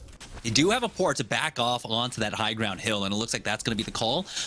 Phoenix does end up losing out on his armor. I believe he had a blue, but he swapped off. I thought he was swapping for another blue, but anyhow, they're going to be safe here. They'll just be able to play off this hill. It is a decent position to play. Can be a little bit difficult to hold. You can see now another flank coming out. Ack and Crummy and A's end up spotting out, literally vibing with the team that were trying to creep up and lurk, but they got lurked on themselves. Banshee is caught out. We'll be able to back away into that bubble, but now how do they reconnect with the rest of the squad? Defensive bombardment goes down as Crummy plays off his bubble himself, and he gets tagged by one. We'll be able to hit that bat for now. Looks like a pretty decent disengage, but Nightmares want to get involved, come in for the third party. Yeah, and literally Vibing is still holding this position too. Quite impressive, but they got themselves out of a way where they could get potentially sandwiched here. They have the portal out, but he doesn't have the dome to throw out. Banshee's the only survivor left for literally Vibing and running right into the arms of the squad that they were once chasing. That's why you don't want to hang out here in this chokeway. It's absolutely chaotic, but Shay KJ, after that pick, they're still continuing on with the squad who was able to take out Banshee. It's third party after third party here, and so many teams are fighting over this choke right now. Nightmares are able to back away off of this one, and they even steal some of that loot, but they didn't pick up everything that they absolutely wanted here. So Shay KJ will just back away for now. They can, of course, commit to playing the edge here, and I just noticed that their composition is just all about mobility. They've got Trinal on the Pathfinder, Mochi on that Octane, and Midnight on the Wraith. So this is all about dueling, repositioning, and just trying to make some plays on your enemies. And I always love seeing Pathfinder play too. So Trinal repping the path here as they are going to have that mobility. And looking at our squads currently in Harvester, we have, what, 3 squads right now that we could see here. And Dab still holding on to this high ground. They got themselves out of what could have been a mess over towards that building that kind of hugs that side that they were hugging before that leads into staging. But now kind of being in the middle, they could also call out any squads that are rotating away from Landslide, rotating away from the Volt. RGP also finding themselves in the squad. Both domes have already been used. Mental with a Thermite at hand. It's also Rated R actually now trying to drop down, but they drop right on top of the Thermite. Everyone's getting burned. Lonely fans have a 100 HP advantage in this fight with the gold, with the purple here. Getting some tags with that defensive bombardment. Osa, Rated R, and Mollis do need to heal up right now. Blueberry doing a good job, though, playing a little bit further back so he has a better view of what's going on, basically, in the macro. And Explosive gets cracked, forcing out that bat. This is the opportunity now for them to try and get in on this, but it looks like Team Select are currently lurking on this fight. The jig is up, though, as he gets scanned. How does Select always do this at the right time, too? They got here so quickly, wasting no time for those rotations, and now they're trying to move in for the third party, and they're going to be able to hug this roof in the process. Also hear a portal being activated from right inside the building, and they are going to be able to get that scan to see where they're going to rotate to. Ooh, try to go for that door peek as that port has been used. Matt Pickett dropping down a little bit low, is cracked, has to back away to hit a bat for himself as Fat Fruit Ninja just swaps out that position for him now. Team select looks like they are just going to go ahead and give up on this now. It's too many teams involved. You know that everyone's reset here, and your opportunity to try and lurk is basically gone here. So now they can just try and refocus and maybe try and gatekeep and go to that position that they expect whomever wins out in this fight to rotate into. Yeah, and they can wait it out too. There's also a beacon on the other side of this lot by tree, so they could also get some information all in the process. So they have a lot that they could work off of from just backing off of this fight. They don't want to overextend. We see standoffs already happening between some of these squads as they try to hold that high ground building on top of thermal. We noted before that's exactly where that circle could pull from. We've seen it before here. It's going to be CCE holding this rock, holding the open ground. They are noting that some squads could try to rotate from behind them. It's also Ring 2 here, but they're just going to end up keeping their focus right in front of them. Yeah, it's Team Dumpers on the other side of this one. The scan goes down and they try to push up. Defensive bombardment has been used. So this looks like it is an isolated 3v3 and it is not going in their favor. Flux dropping down with 1 HP left. Enemy will finish him off. Ivan is the only one remaining. Team Dumpers, that's a clean team fight for them. So that's going to be the +2. They're happy with that one. There's a squad rotating away from staging towards that choke point, going through thermal. So that was the really good call just for that solo to just dip out of there, understanding, all right, I just lost 2 teammates, especially as Kibby, it's going to be difficult to try to find a position to just try to play this by myself. But now you see RGP are still in this building. They wanted to rotate here. They had used the portal already. Mental's already nearing 53% here on the ult again, but standing right there in front of the door, having to watch out. They're just rotating over to the other side. Lonely Fans, Blueberry getting beamed, forced on the roof. You gotta be careful going up top like this, but Explosive does get the knock onto Blueberry. Now the tables are finally turned onto Lonely Fans, who are trying to triangulate them. They could have just let RGB go. Now they're getting punished for it, as Blueberry does get finished off, and there's really not going to be an opportunity to try and get this banner. RGP able to make the push now with the 3v2, still taking their time to make sure that they're full regrouped as a 3, and they are ready for the entry. But Lonely Fans have given them the slip, moved on to the other side, and this is actually now an opportunity for Lonely Fans to be able to get Blueberry's banner and then dip. Yeah, they're gonna be able to get the banner because they just swapped spots. RGP wanted to fully set it on the duo, but unfortunately timed it in a way where Lonely Fans did the same thing. But RGP are still taking an aggressive spot. Mental getting the crack, getting the down. He's also gonna be able to shield swap real quick, but noting one of his teammates already shield swapped earlier. It's fine though. It's just a solo that's left from Lonely Fans. And having to rotate soon, they're gonna be able to get some extra meds as they are playing rather further away from circle. Yeah, it's ring number 2, so whomever's out here, they can survive for some time. You don't really have to worry about it. As long as you have any meds, really, they should be able to make it in. It's not too far off. You can see there's closing through tree right now, but this is where the majority of our squads are currently. We have about 3 teams huddled inside Harvester, and it looks like this is going to be that respawn beacon building that we saw Team Dab try to play off of beforehand. But for Team FNS, they're just holed up inside Harvester. They've got the Reclamators to play off of, and honestly, they need to take their time. If they can try to maybe evolve the shield through the Reclamator, that is a possibility for them. Oh, actually seeing RCO still maintaining this momentum coming out of that victory from the second game. They find it down onto Fate from Select. Interesting to see where RCO is actually. We do get to see that they're holding a bit of a high ground. They could overlook that choke point that we were referring to earlier that leads into thermal away from staging. But this is a good spot to be at too, because for that next circle, depending on where it's going to get pulled, RCO Esports have a lot of ways to rotate into those circles, whether it pulls towards that Harvester side or if it's going to end up going more south towards thermal through that tunnel. Yeah, for RCL, having that Valkyrie has been crucial to a lot of their rotations now, and they spot out one. That was Ivan, actually, that last member alive that made it away from, I believe it was Team Dumpers down by Thermal Station. So that's going to be that last squad going down. We're down to the top 14 here. As with a minute 27 seconds left to go, RCO have plenty of options in how they want to play this one out. They could actually just walk this one in on the train tracks here, but on the edges, right down here on the southeast side, Got that team playing inside that fence line. Defensive bombardment goes down extremely early onto, I believe, yeah, probably Garen and his squad. And this is just allowing last minute to set up this crossfire. You can see Luda's on the left. You got Garen coming up behind. They're already doing massive damage. Plugged Cube gets plugged himself, gets taken out, and now probably Garrett comes in with the flank, finishing off Lux, and there was just almost no fight from the other side. The way that Prob Garrett also just played with the L-Star through the Cosmic Gas was impressive. He just knew exactly where they were going to try to move around the fence. He doesn't even need to see any of... No fight from the other side. The way that Prob Garrett also just played with the L-Star through the Cosmic Gas was impressive. He just knew exactly where they were going to try to move around the fence. He doesn't even need to see any of these bodies that are just being hidden by the gas. They're going to get that KP. Looking pretty good on loot too. You got 2 reds, you got 1 purple, as they are also going to overlook which of these other squads want to rotate away from Lava Siphon, head towards Harvester, where a lot of this action has been going down since the very start too, Jamerson. FNS have been holed up in this building for a while, but they have a lot of loot to work with, and they have the replicator right next to them if they even get the chance to use it.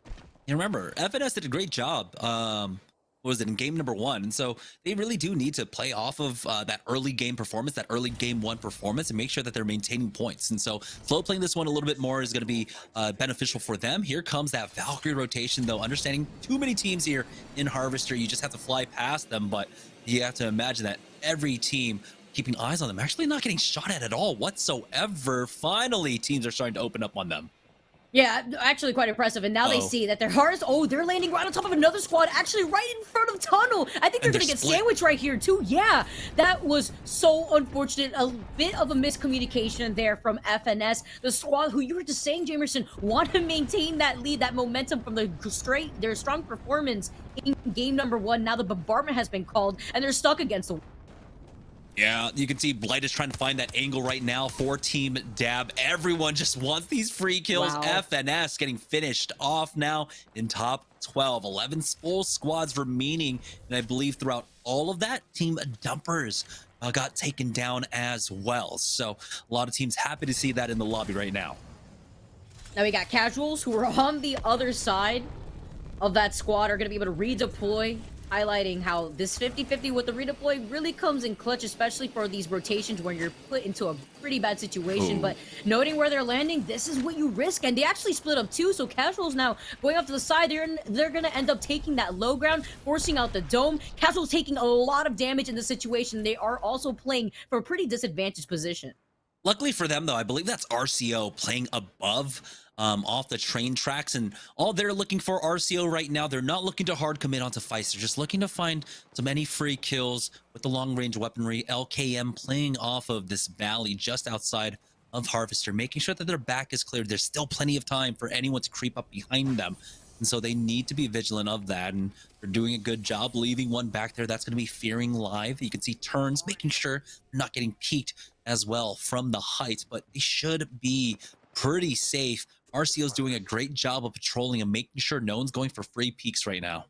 They've been holding this spot for a really long time too, and they're in such a good spot at that, holding not only the high ground but the choke point that leads you away from thermal, and now seeing where that circle is going to get pulled. We noted that there was 2 squads originally, one of them being dumpers in that building on the high ground by thermal that may want to rotate right in the direction of RCO's arms.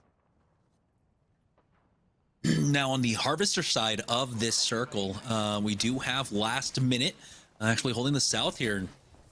Most importantly to note on this ring pull, as it does actually pull to keep that respawn building open, and I believe the train tracks open for RCO, is that last minute, when it does come time to rotate, they'll have access to this choke to move up to. They're holding down Nightmare right now. Luda is actually the one-man army there.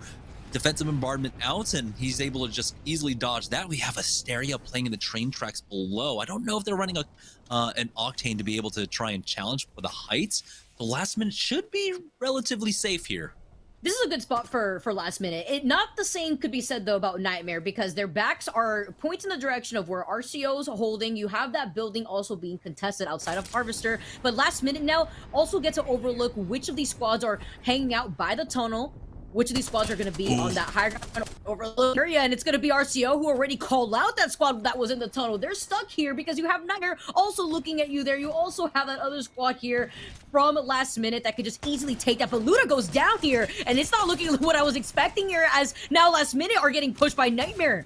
Oh no, Sykes does get one knock at the very least, but Garrett cannot help him out. He's at 1 HP.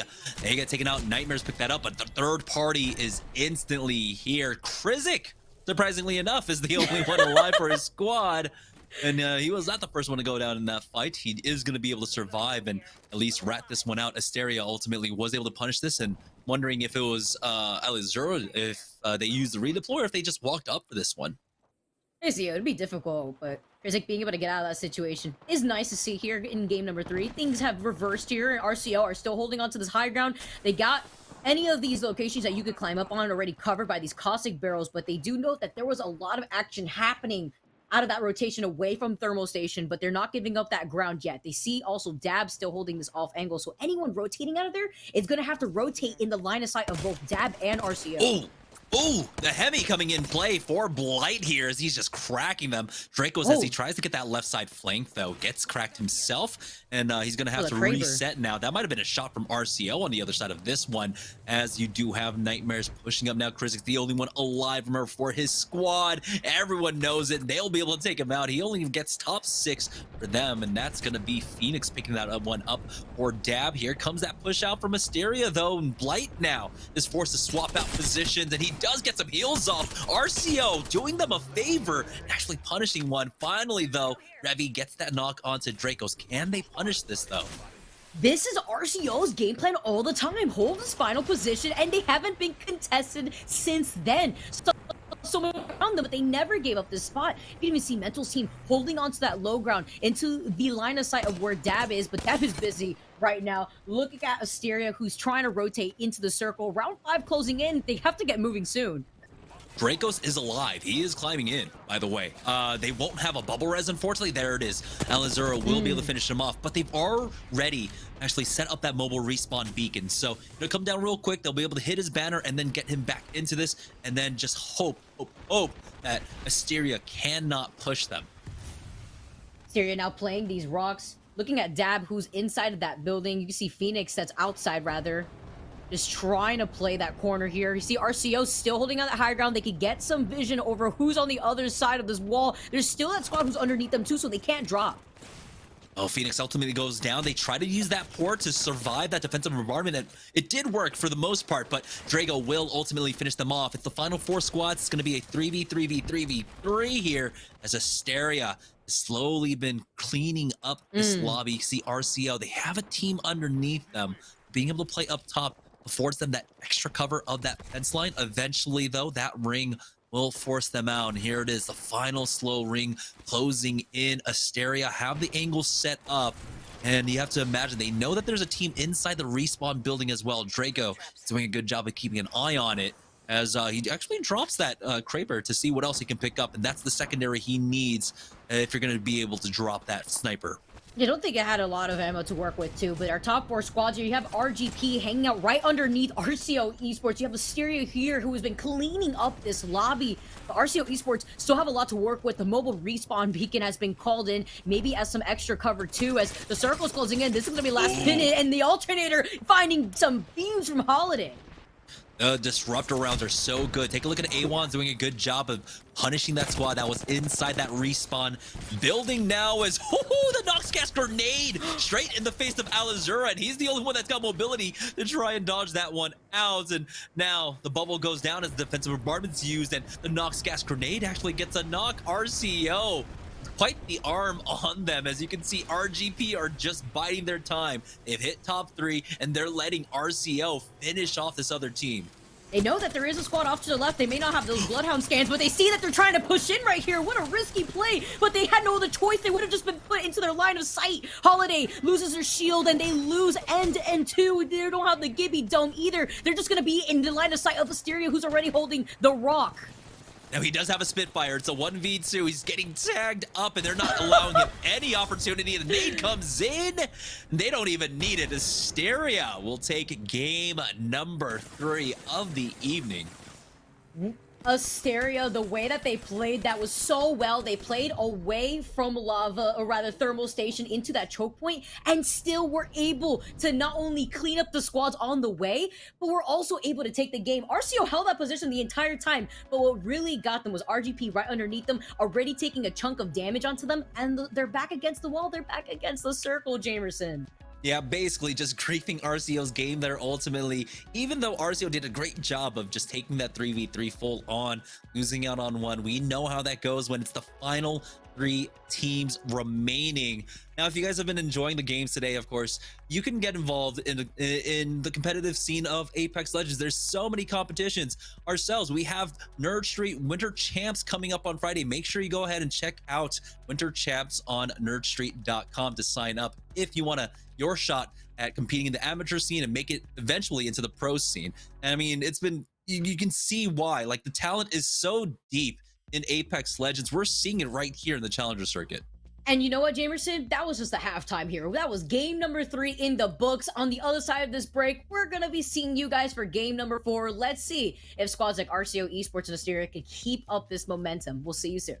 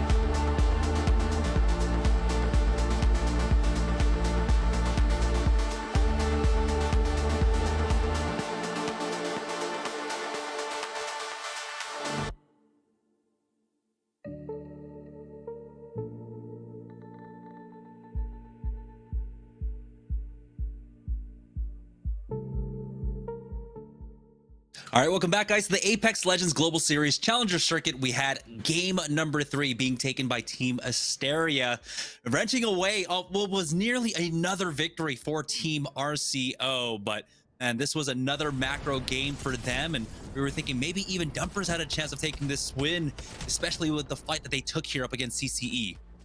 Yeah, and then you had squads like RGP also holding that low ground position right underneath RCO. That was impressive because you saw right here as RGP was all the way over by Tree, they took on this fight, they cleaned up that KP, they took advantage of the fact that they saw Lonely Fans out of position, they called one member out, and then they immediately rotated, just as RCO Esports did, calling out that one straggler, Ivan from CCE behind. But a lot of these squads making these rotations, I like the circle a lot because it really forced squads to make that decision whether they wanted to overcommit to Harvester, or you're gonna have squads like RCO that wanted to have that perfect middle ground where they had the option to rotate on either side if necessary.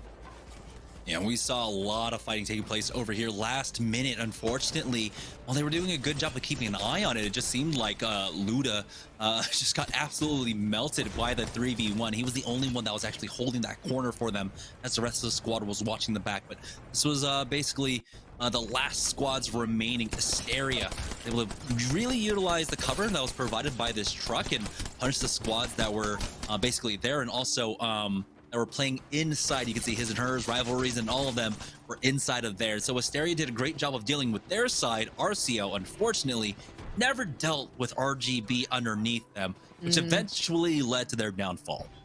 And it makes you wonder, they knew that there was a squad off to the left, but did they know that it was directly underneath them? They didn't have the Bloodhound scans. They really only had the Valken. They didn't utilize a redeploy, but Asteria had such a good position, and Elizura also had a really good pop-off game with 5 kills in their pocket. They were able to not only win that game, but clutch it out with, I believe, 8 to 7 kills in total for that squad. Yeah, that's a great performance. So let's take a look at exactly how everyone fared. It looks like this is actually still the same scores from game number 1. So hopefully we can get that updated for you guys in just a moment. But yeah, I don't think My Neck, My Back will, I don't know if they'll actually maintain their lead, especially with RCO getting a 2nd place finish in that game, along with however many kills that they were able to pick up, which was a good number of kills actually in game number 3. Yeah, as we get that settled here, looking at the way that some of our consistent squads have been doing so far, Jamerson, looking at squads like RCO and even RGP and DAB, who I believe had gone out in 5th place. So looking at the way some of these squads have been performing, thinking now that we've already moved on from game number 3 into game number 4, we've kind of at that last half of the night. What are you expecting from some of these squads to change up within their playstyles? I'm not expecting much of a composition change, but more so looking at the way that these circles have differ from north to south, and now even having that circle kind of make a mix-up between whether these teams wanted to commit to rather holding on to the Harvester side or looking over on the other side where you could hug towards staging. What are you expecting from these squads? I think the big trouble is that a lot of teams aren't getting a proper read or understanding of what's going on basically across the map, right? I think for a team like Dumpers, they're trying to commit to the edge, and that's not quite working out for them because they don't know where the edge fighting is taking place. They don't know where everyone's rotating in from right now. And so at this point, I think they might have to commit hard on to maybe trying to play for center zone. We'll see if they make that kind of adjustment for themselves, especially off the back of what RCO has been able to do so far, being able to get 2 top 2 finishes, and that, well, the top 2 finish in the last game and the win in game number 2. That this might be one of those lobbies where center zone once again might be able to prevail at the end of the day. Which is going to be interesting to see because that's setting up RCO in the lead. Not only did they take that first game, or rather that second game, but they're also going to be able to maintain that top 3 spot over the last 3 games. So now as we move on to game number 4, it also really benefits RCO that they consistently have been landing Harvester, and that circle did pull over to the left side towards staging. So they had the beacon play, they had the rotation quickly to be able to get that spot. Let's see if they get as lucky now going on to game number 4, but it's been mostly that consistency that we have seen from that squad. Yeah, I think more than anything else for today so far, for a lot of our other teams, is that they're getting caught off guard by the pace of it, right? We had a very fast-paced game last time around, which meant that when you got into zones number 2 and zones number 3, if you were a team that were playing edge, you were pretty confident that any other fights that you were going to get into in zones 2 and 3, it was going to be an isolated fight. The chances of a third party were definitely much lower last week, but right now we are seeing how deadly that those third parties are, and so you do have to be a lot more wary about how you play the edge. But here it is. There's our game 3 scores, and Team Asteria ended up getting 7 kills and that plus 12 from coming in first. So they did get 19, but RGP, despite getting third, they had 11 kills in that game. Wow. And by the way, of note, we saw the squads that they were able to take out. It was Lonely Fans, along with, I believe they were the team that took out Dumpers as well. And that's the squad who also, I believe, got fourth in game number 1 with a good amount of kills under their belt. I believe it was 6 kills in total. So RGP has been racking up these heads throughout the lobby. So that's another squad that we need to highlight and their performance throughout the night, because after game 3, they've been able to really stay up to date with squads like RCO and Asteria, who've also been as consistent as they have been within the top 3. Yeah, so these importance are going to be incredibly important, but here on the bottom half, we saw teams that were in the lead, like My Neck, My Back, getting absolutely goose egg there. So that's going to mean that a lot of teams are going to be able to catch up. My Neck, My Back probably might not even be in the top 3 after getting no points there in game number 3. We know that when it comes to the top level of play, if you want to be able to keep up pace or maintain a lead, you need to secure a 10-point average across the board. And here it is. Our leaderboard for the night so far, it's RCO in first place with 37 points. RGP now take over the second place spot, and My Neck, My Back are now tied for third with Team Asteria. Asteria with that performance has set them up here, where My Neck, My Back, who haven't had the strongest performance, not just last game, but also game number 2. They came out of that victory game 1 and they popped off having 10 kills, which I believe is the most amount of kills that we've seen from a winning team thus far, and still set them up to have that tie within third place. So this next game is going to be really important for squads like My Neck, My Back, and Asteria, so that way they can try to bridge that gap in between them two.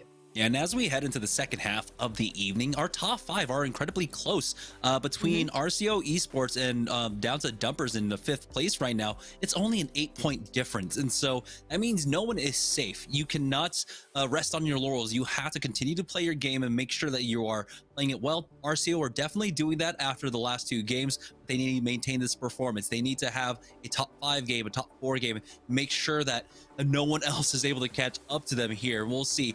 RCO is a team that does end up slow playing a lot of things. We know that in the early game, they don't pick up the kills. So it's super important for a team like RCO, who's been playing center zone, to be able to survive into the top 5. That's where not only do they get the placement points, but RCO will historically be able to secure kill points as well. Yeah, I like the way that RCO has been playing this, not only for that last circle position, but also being able to play as aggressive. It's more like that passive-aggressive approach that RCO is putting themselves where they could cover a lot of options, whether squads are wanting to rotate from behind them, or we're seeing squads just put themselves in their line of sight without them giving up their position. That's essentially what we witnessed in game number 2 when they still came out in the top 3 squads in that finish. So looking at the way that RCO is playing, if they maintain this playstyle, they could still top the leaderboards and they could still maintain that first place position.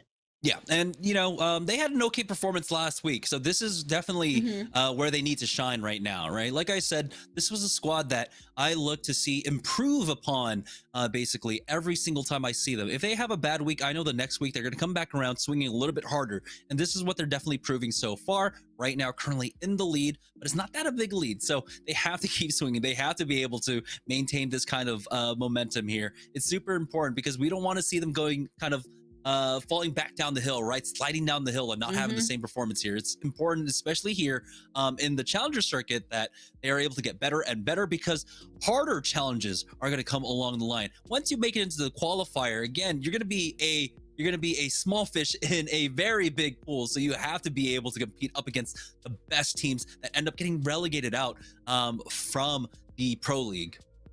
Yeah, once you're done with these 4 circuits, for rather the 4 challenger circuit tournaments, we're already down 1. We're going through the second tournament, Jamerson, and we're halfway through the second tournament. And you have squads like RCO, who in week 1, like you highlighted, didn't do so hot. They got 6th place. They had, I believe, 36 points or so 38 points rather, excuse me. So with that in mind, and looking at their performance today, I also like to highlight the change up in their composition, the change up of their pace. And I think they're just playing this a lot more patiently. Yeah, we know that they've been holding that last circle position so far, looking at the last 3 games, but they're not just holding it down with the caustic gas traps like we saw in game number 2. They're still putting down a lot of pressure, building up the a lot. That's where they feel most comfortable.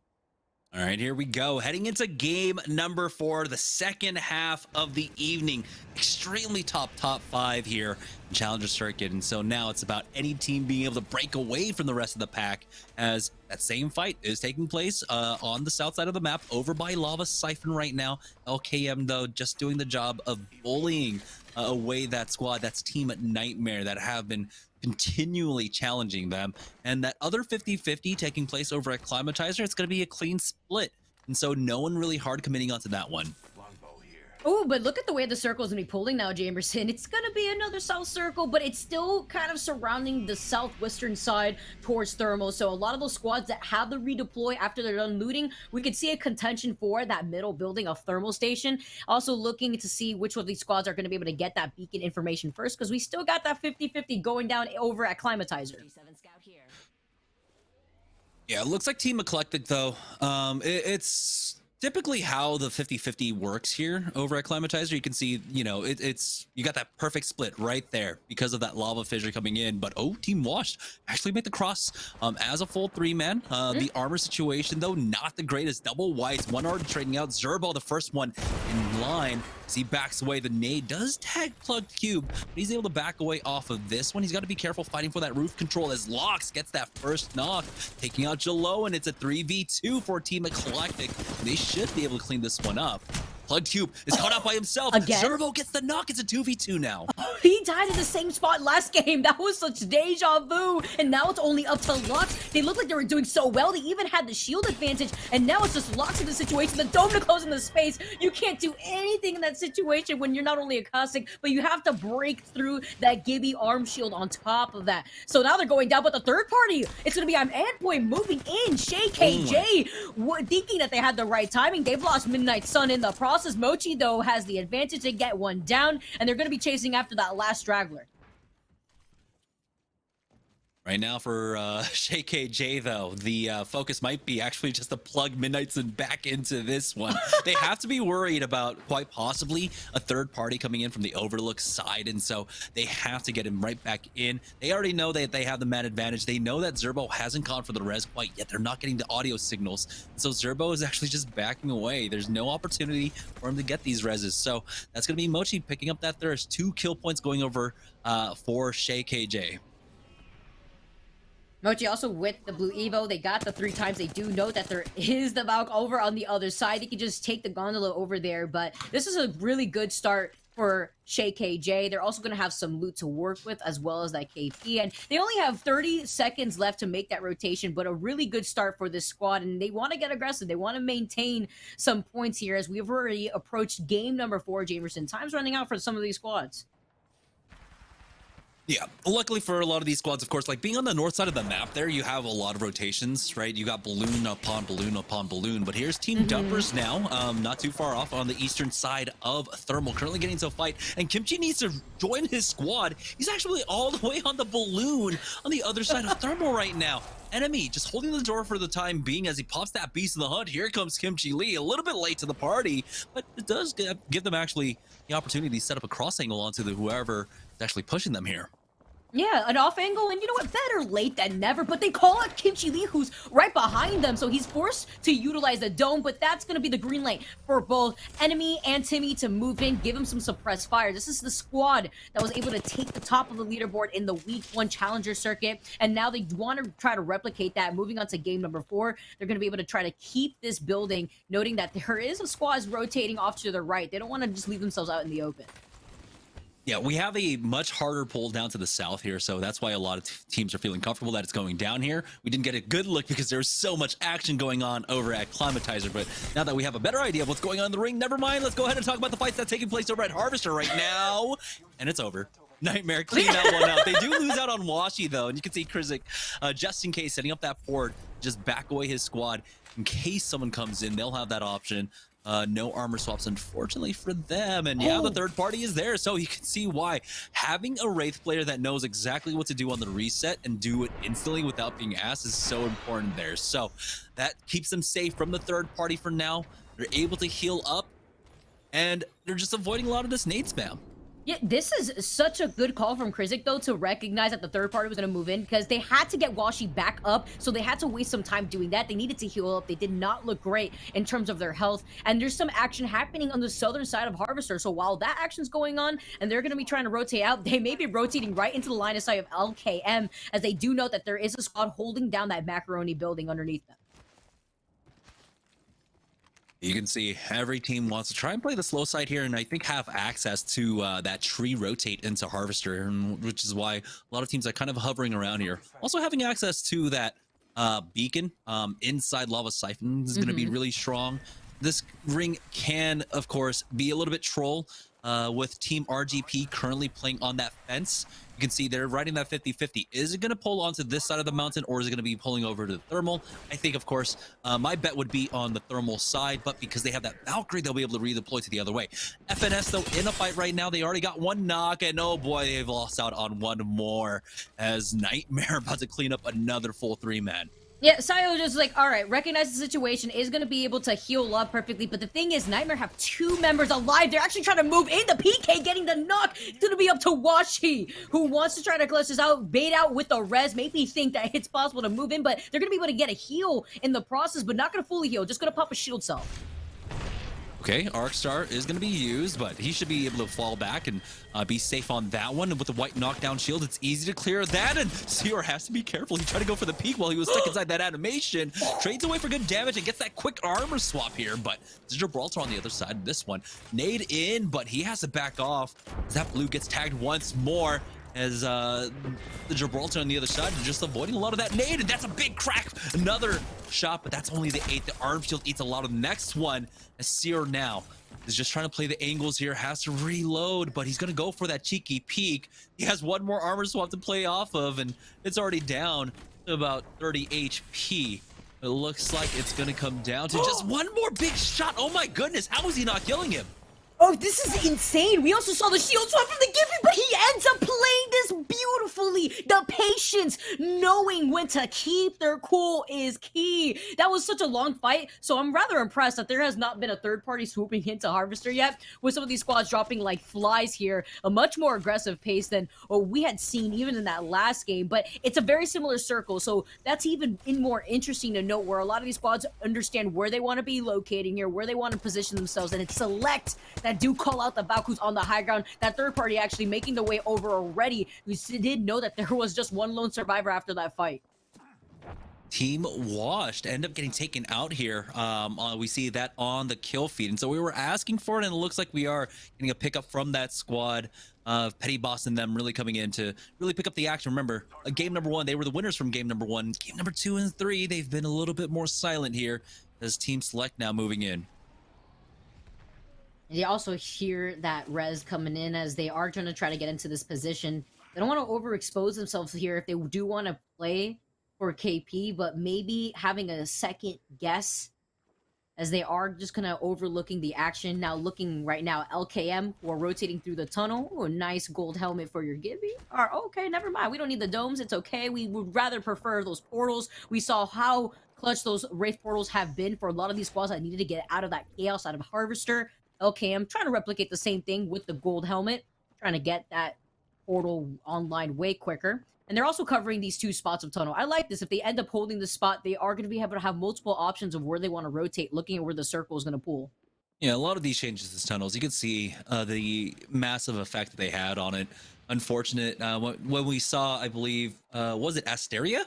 I was playing on the northern tunnel of Thermal. There's no coverage there. Every other tunnel on this map ended up getting love, getting cover to be able to play off of, and makes it an actual viable spot to play off of, except for that one tunnel that Asteria was playing on. Here's Team Select, though, as they are starting to move towards that tree rotate. We'll see if there is a team playing it right now. They're just going to go ahead and bypass the team that's playing inside that fence line for now, as we know that teams can take that fight, but it looks like for Team Select, they're just going to avoid it for now. Yeah, they're actually rotating in the direction of where LKM was holding earlier when we were looking at them. So that's something to note, as Lowly fans are also holding the high ground right here. So that's 3 squads within this general area. And no beacon actually right behind them either. So they're actually just going off for this long rotation because they know that this is probably their safest option before getting shot at by Lowly fans who are still holding the high ground. Actually looking at another squad that's going to be to their north. So they're going to get sandwiched in this rotation. Yeah, Lonely fans have to be careful how they're playing this because they were playing this one quite split. I don't know if it's Oso rated R or Blueberry that's playing all the way towards that thermal side. It looks like it is Oso rated R holding that choke. And so he can be caught out by himself and might have the panic bubble, meaning that he doesn't have the bubble for the rest of his squad. And here it is, my neck, my back. That was one of the teams also rotating to the southern side. They run into the huge pileup that is this rotation on the south side. A lot of teams ending up showing up here. Team Select now making the push onto them. Fate is the first one here as he takes that rooftop control, but he has to fall back as he's really only got the scout to play off of for that close range. The EVA 8 will help him out here, but he's getting stuck inside the car now. It's my neck, my back are trying to isolate him out and finish him off. And they have to do it so quickly because Lowly fans is seeing the action from afar and they're taking way too much damage before a third party could potentially come in. Now it's up to Mooney to heal up, but taking way too much damage even after the battery was called out. And that's Lowly fans now probably taking shots. LKM was underneath Lowly fans, so maybe they want to get into the action too. It was just such a risky fight, but Matt is going to be able to get that res. They're going to try to help sustain themselves. And Lowly fans actually just staying put, staying on this high ground, noting that that squad over to the right side of tree is forced to have to go into their line of sight to rotate into circle. Yeah, they just need to keep an eye on them. They can tag them throughout. It is ring number 2, and so if they want to avoid this choke, they can. They can continue to go back up to the north, go and rotate through the Harvester side, and come in to Thermal from the north. What if they do? They're going to be running into literally Vibing here, who do have a team underneath them. It looks like might be multiple squads underneath them, and literally Vibing, if they want to be able to secure the spot that they have pinged down right now, they need to deal with these teams. They can't allow anyone to rotate in behind them. Look at where the circle is pulling, Jamerson. It's pulling more so towards Thermal Station now, and this is going to be interesting and a good position for literally Vibing as they are pressuring out this squad from right underneath them. A 2-man squad that they're able to pick up a Moose and Scan. And the third actually a little bit behind. They're just trying to disrupt their piece, but now having that intel, they could actually just fully send it. Banshee's right on top of the Straggler who's separated from the team. Yeah, we're going to look at the ring, and the thing is there are multiple circles for this ring. Basically where Kimchi was playing with this squad were team dumpers, but hold on a minute as literally Vibing now making the push. Arcstar in, no connected with the damage as Jaren will try and force them out with that EVA 8, even getting the flank from his teammate. Moosin's by himself taking a lot of damage, but they've got the double knock, and that's going to be literally Vibing picking up the kills. Clean fight, no one going down.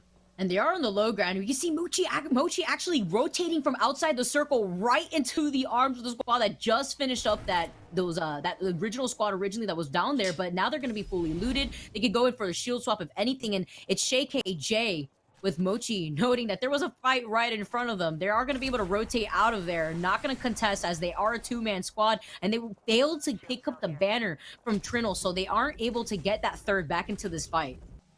Yeah, even if they wanted a third party, they really don't have the time for it. You saw there about 45 seconds left to go. That fight could take way too long, and you end up getting caught on the rotation instead. So even though you might pick up 2, maybe 3 kill points, you're not going to get much else off of that.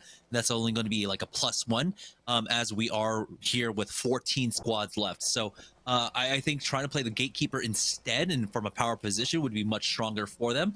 Now Team Select are starting to rotate their way on in. FNS, another squad, trying to make their way into the south side of the map here, and they have a team playing off the fences, and they do force out the bubble and a defensive bombardment. There's a bubble of their own, so they're just going to wait this one out.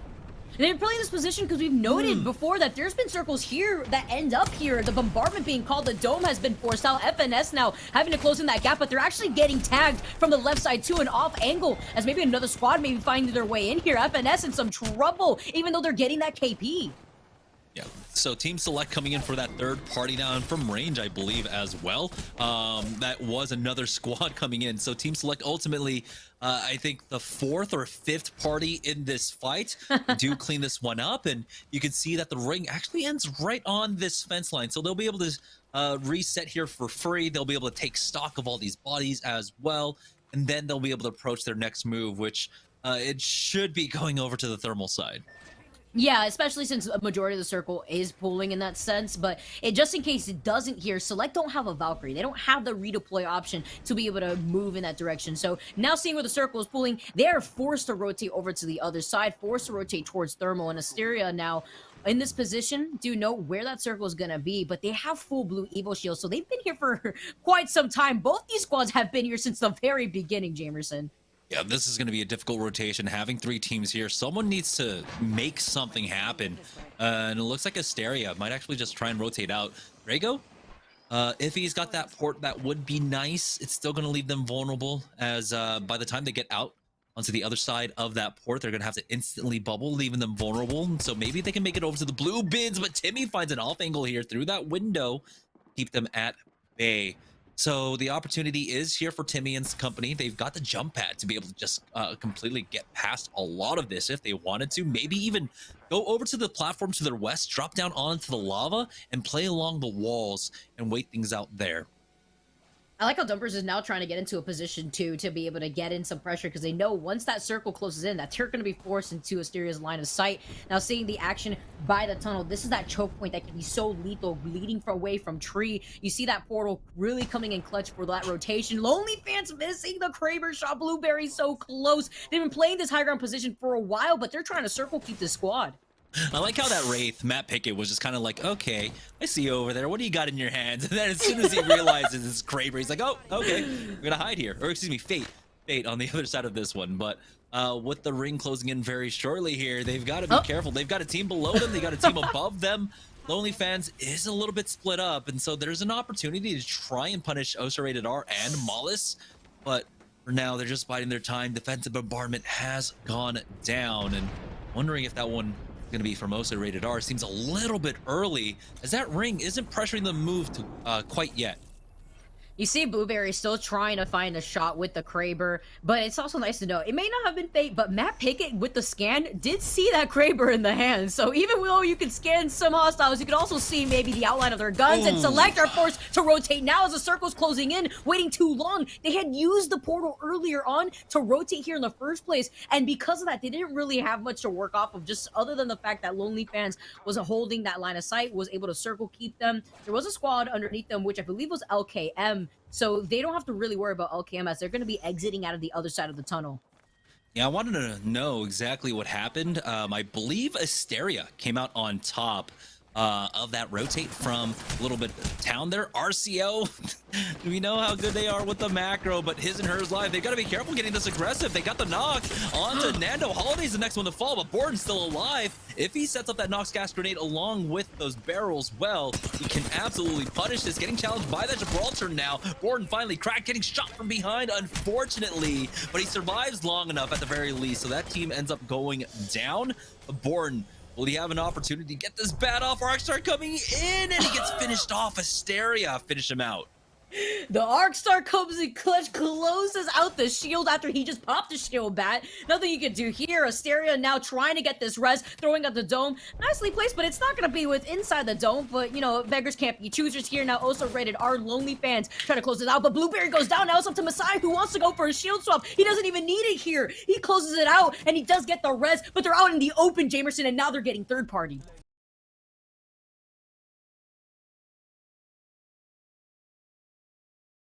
Res at the very least. I don't know if they've got a mobile respawn beacon, but literally vibing now, starting to climb up. And this is kind of what I wanted to see actually being done by Team Dumpers, playing like this instead and avoiding a lot of the fights that took place. Instead, it was Asteria that got that team fight win. So it's going to be a 3v3v2 here, literally vibing with another top finish. We'll see how many kill points can they get, or will it be Asteria taking back-to-back victory? Asteria's been playing this so well. I mean, they were holding that building right next to RCO for the entire game here, but now as they were able to rotate, come out on top as that squad who's safely able to rotate, they're still repping those full blue Evo shields though, Jamerson, which could be really troublesome for this last fight, especially when they start getting pinged. Yeah, and the scans are coming out from either side, so they're the ones that are lacking the information and how the teams are going to be approaching this. Is the duo above them? Is the duo below them? Yeah, you have this big question mark now as the nades are being expertly dodged, as you can see LKM are trying their best to survive. Port out, turns needs it right now, as it looks like he does actually survive for the time being. Ring closing in. This is actually just ring number 6. Why did I think ring number 5? I thought this was ring number 6.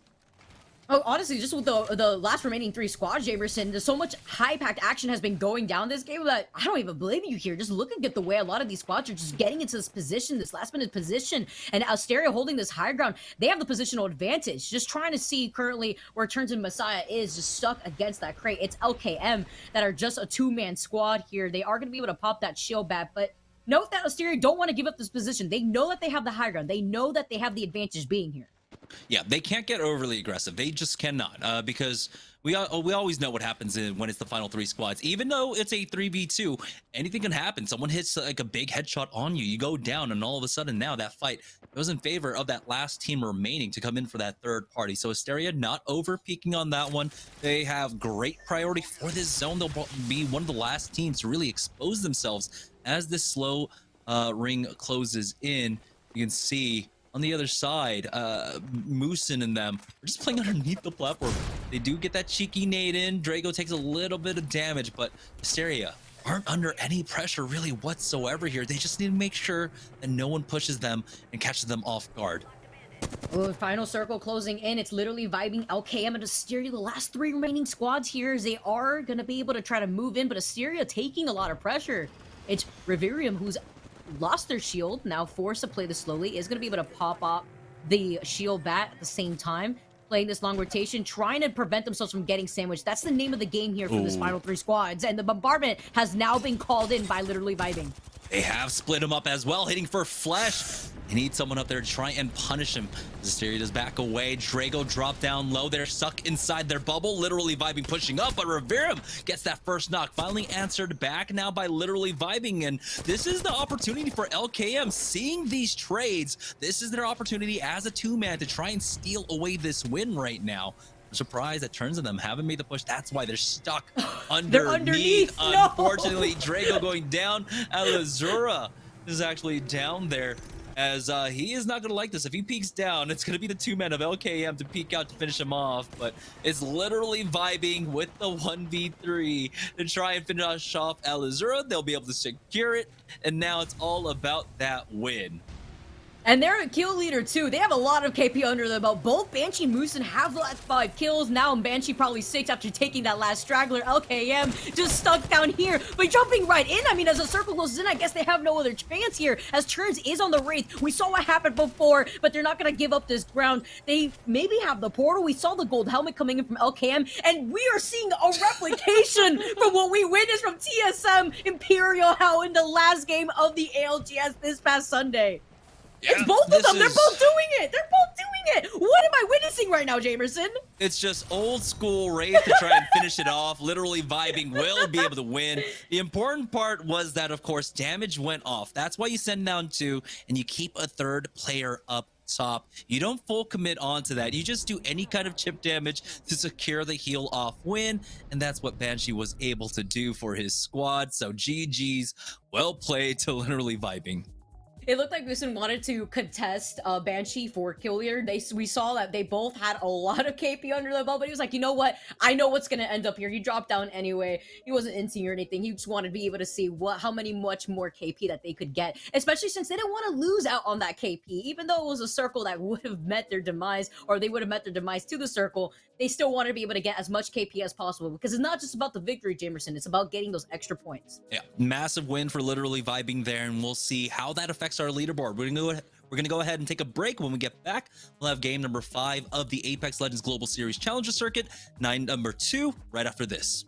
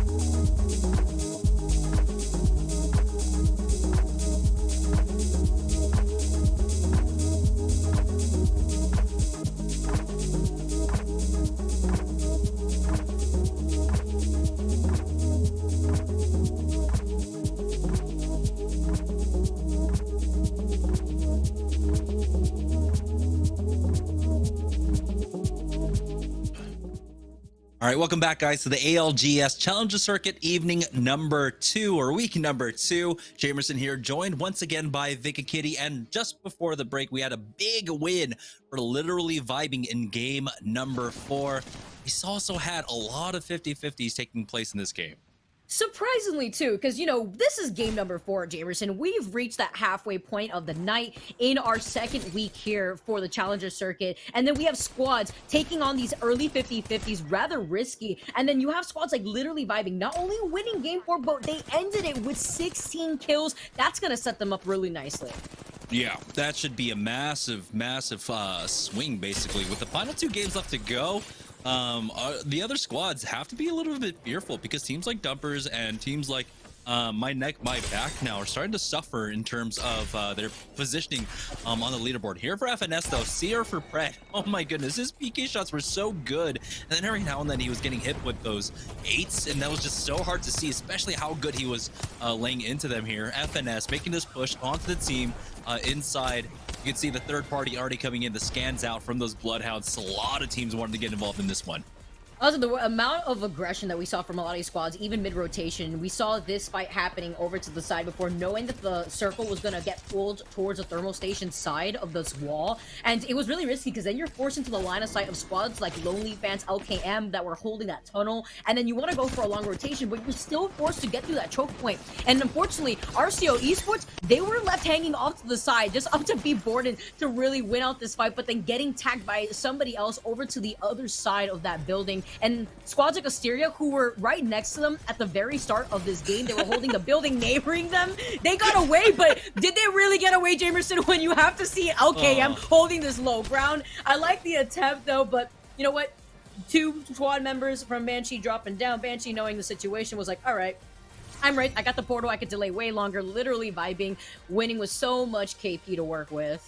Yeah, having the time to be able to hit that Q as well was super important. So now literally vibing in that last game, like you said, 16 kills. Wow. And with that plus 12, putting that at 28 overall, that almost like doubles basically what they had going into the last game. LKM, though, will be able to walk away with 15 points in game number 4, and Asteria only getting the 10 points there after their win in game number 3. So now that does mean that's going to be a lot of movement here. You can see RCO, Team Dumpers, only putting up 6 points each themselves. So now they're slowly starting to fall behind. Jamerson, you called it perfectly. Before going into that game 4, you were talking about how these top 5 squads were really close together. They were shoulder to shoulder in the overall scores, but game 4 needed to have squads like LKM, Asteria to maintain that consistency, because LKM didn't have the best game in game number 1. They actually did rather poorly, but then game number 2, they started building up that momentum. They got 6th place, but Asteria has been one of those squads who has not only been able to take a game, but still stay within the top 3, very similar to RCO. So my eyes right now are still on RCO and Asteria, even though we had a lot of these squads now clawing their way out from that lower overall score up to the top of the leaderboards. Yeah, My Neck, My Back only able to get 2 points in that last game as well. Remember, that was the winners from game number 1 now. Really starting to trail behind. I mean, we were seeing them consistently every game starting to fall lower and lower. Now they're all the way down to 6th place here, as literally vibing with that big 28-point game, propelled themselves into the lead. And yeah, that more than doubled their score then, because they had 24 going into game number 4. So literally vibing now in first place. RCL finding themselves in second place. Hysteria only 3 points behind them in third. So it's slowly starting to slip away from our middle of the pack teams. But with 2 games left to go, we can see what a big pop-off game can do for you in the standings. And so that's well within the bounds of possibility for all the rest of the squads there in the middle of the pack. Yeah, you talk about the top seed squads. I mean, other than first place, second to 6th place is quite literally close together by just a 2 to 3 point difference. So this game number 5 is going to mean a lot for these squads who do manage to pop off very similarly to literally vibing that really close out that game 4 game. Just the way that they were also able to build up that gap already, as well as take first place, highlights how having that really nice game does for your squad. Not only did you win, but 16 kills. That's going to be tough. That's the most kills we've seen from a squad that has been able to take a game tonight. Yeah, and for literally vibing, I mean, one of it was that they were just in the position to do so. We saw that despite this ring pulling down to the south, because of how this particular ring works, having that one choke point on the south side of the map, where a lot of people try to come in from that tree side, try to make their way into thermal, you have a lot of clutter, a lot of teams actually ending up there. We saw that Team Select ended up there. I believe we had maybe 4 or 5 squads basically in that area instead of all the other teams that were actually playing, I guess, center zone at that point. So literally vibing, we're able to really take advantage of this one particular ring, and I'm glad that so far today our 4 rings have been very distinct. Yeah, thank goodness too, because I like that mix up. It makes a lot of these squads determine where they feel comfortable rotating. We even saw the split-second decision between rotating past that rock wall that's south of Harvester, or if you want to commit over to the thermal station side. So that's really interesting because then you had squads like RCO and Asteria hold those 2 buildings closer to thermal for the entire game. That's actually the reason why we didn't see Asteria have that many kills in comparison to their run in game number 2. And here we go, heading into game number 5. It's really coming down to the wire. We only have 2 games left to go tonight. And the flight path for these dropships have been actually really nice to a lot of our teams. And so it's not really heavily favoring one side or the other. And take a look at some of the adjustments we're seeing. So Team Washed will have full control over Climatizer. No contesting going on there. But that means whomever was dropping there with them, where have they gone? And it looks like I'm trying to spot them where they might have gone instead of dropping over at Climatizer. But there is still that 50-50 that I'm looking at Lava Siphon, so that's going to be interesting to see. At least some of these squads, though, are adapting around what they feel comfortable with, if they feel confident in those 50-50s, or at this point, Emerson, we're already over at game number 5. You don't really want to take those chances early on, which is why I was saying that I was rather surprised to see that going down in game number 4 when we've already reached that halfway point for the night. Yeah, with the stakes on the line, you know, your future in the ALGS next split pro league. I understand wanting to take some of these risks and fighting for it, but ultimately securing the bag is probably one of the most important things. Securing your spot in the ALGS is more important than securing your drop spot at this point. So make sure you have your priorities set here as we go on over towards Lava City. This is where my neck, my back have been dropping this entire time. And we know the kind of success that teams that drop at Lava City can have. Absolutely, especially when you have the option to find yourself a fight either over at Geyser, or if you have a beacon to play off of. You have a lot of loot too, and if you do manage to get that vault key, you can open up that vault for free and then make that high ground rotation away from the vault, maybe towards launch site. So looking to see where the circle is going to get pulled. It seems to be on that northeast side from where my neck, my back is. We haven't just gotten a look just yet, but just taking a scout look over at the northern side of Lava City to make sure that there's no squads contesting mid-mod. Yeah, for Nightmare, it's being basically left to poverty again. That fight, this 50-50 when it comes to Lava Siphon, when it comes to Epicenter, you need to at least have some sort of presence on the gondolas in the center of that POI. Otherwise, you walk away with loot like this, white armors and a blue. You should be able to get triple blues at the very least. Here's Team Dab right now on the lurk. Blight is the one that's creeping up for his team, as we do have another squad actually contesting them over here at Countdown. A little funny though. Just Draco's hanging off the side right there. So Renegade Gibby as Blight is trying to take some shots, but Dab looking really nice though in terms of loot. They got the purple Evo and they got the sight on the longbow. A lot of these squads just purple Evo on drop, but they're gonna try to take this fight early as his and her live also looking really good with the gold Evo shield, so they can get themselves into this fight rather quickly. And Zenabu too. So this is gonna be a pretty good fight to take early. Plus this purple Evo on drop, but they're gonna try to take this fight early as his and her live also looking really good with the gold Evo shield, so they can get themselves into this fight rather quickly. And Zenabu too. So this is gonna be a pretty good fight to take early on. Now, I wonder if that might bait them in. They got the armor check, right? Well, never mind. They got the armor check on the purple.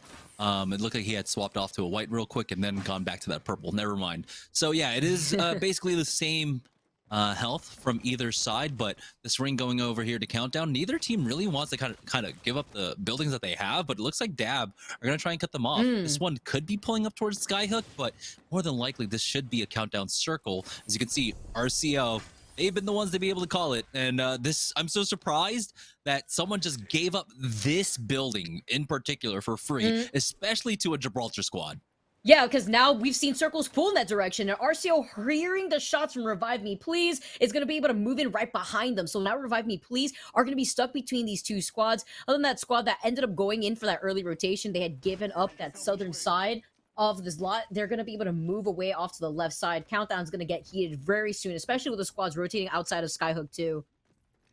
Oh no. So Petty Boss, Cody, and Mooney end up going out. So my neck, my back. It's almost that first game curse. A lot of times we see when a team, you know, starts off with the hot hands, they can't carry through.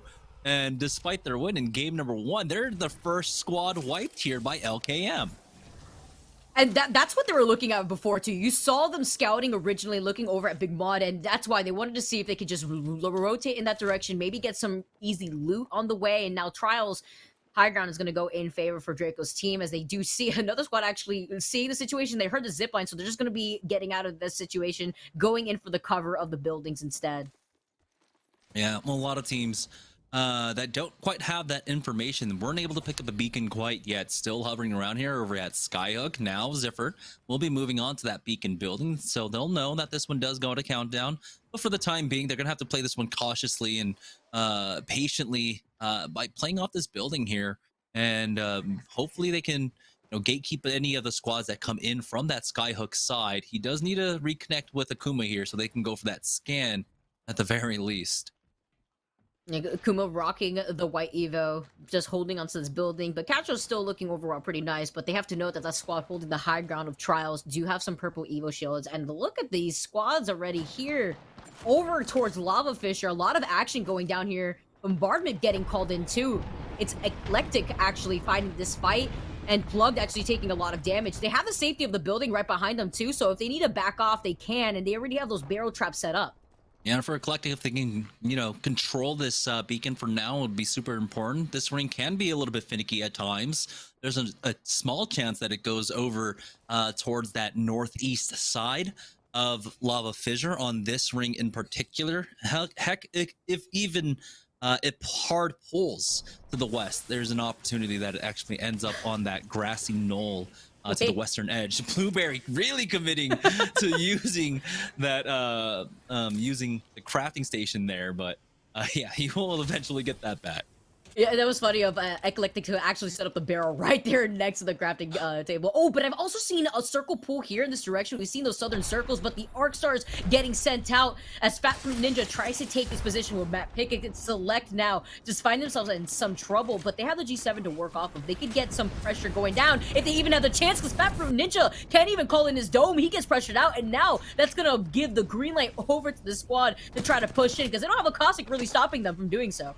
Yeah, they've already gotten 2 knocks here, just 1 left, and I believe they do have Ack jumping up there. He might have actually dropped down as he got checked on that zip line, and as he tries to hit that jump pad, he's getting challenged. Matt Pickett will go down. Blight picks that one up from Dab, stealing that away from unsigned talent ultimately. And I'm surprised that they made a move like this, trying to go for a rotate up here to the north. I don't know, it's not as frequent to have this ring pull basically out here, so I'm not entirely too sure what the game plan was. It has happened before in the past, but so early on the Sniper Tower, and you're running the Valk, Wraith, and Gibby, so you don't really have those Cossack barrels to negate some of that extra damage. You could use it as some cover at times, but also as a way to block out those zip lines. But not the case here, not the composition case, and Dab also still holding that high ground of Trials. That's going to give them intel of the fight that was right behind them as they were able to pick up that last kill. So really good position for Dab, as Blight was able to get that with the charge rifle, and Nightmare may not be in that same great position, because not only are they working with not so great Evo shields, but they're down a teammate. This is a little bit scary for either side of the fight, really. Even though that Dumpers have this first knock and they get the next one onto Krizik, there's that opportunity. The slow rotation coming out from the squad inside Thermal Station could show up, and that could catch them off guard, but it looks like it's going to be a quick reset for them, and Timmy retakes that height, and he actually keeps an eye on that back and spots out a port. So he's got to be careful of this one, as he does go ahead and peek his way on over. As we go back to the other side of the map now, over here by Skyhook on the eastern edge, as it looks like Luda and company want to make a push onto this squad. They've got Banshee and Moosin backing off. They've already gotten one knock onto Jaren. Now it's going to be a 3v2 with a Beast in the Hun. They should be able to chase them down. They've made it into the safety of a building.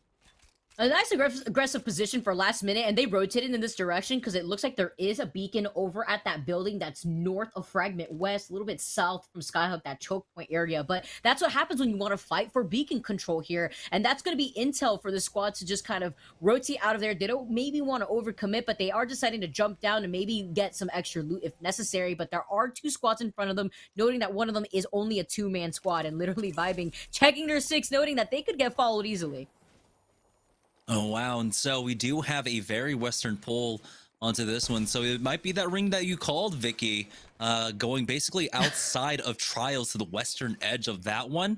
The other one that we have to keep an eye out for is basically kind of right in between the triangle of Trials, Skyhook, and Countdown. Ooh. As Team Asteria making their push over here at Harvester. They don't have the best of armors, but it might just be enough. Mental gets the first knock on to Drago. Now Alazura and Revium have showed up. They traded back, taking out Mental. Another crack, but now that 77 wasn't quite enough, and still the 2v1. RGP will clean this one up despite the heroics from the other side. Yeah, that's really important now as that squad goes down. It's RGP cleaning them up, but the way that they won that fight rather quickly with the advantage too on top of that. Not too often do you get to see Asteria fall in that way, but they do. But now we're going to be able to take a look at what the action happening in Skyhook. Before we noted that there was 3 squads in the area, with last minute now making this rotation into this middle building. And we do know where that next circle is, but last minute does not. They don't have information for that next circle yet. So maybe they want to make that longer rotation to try to prioritize weekend instead.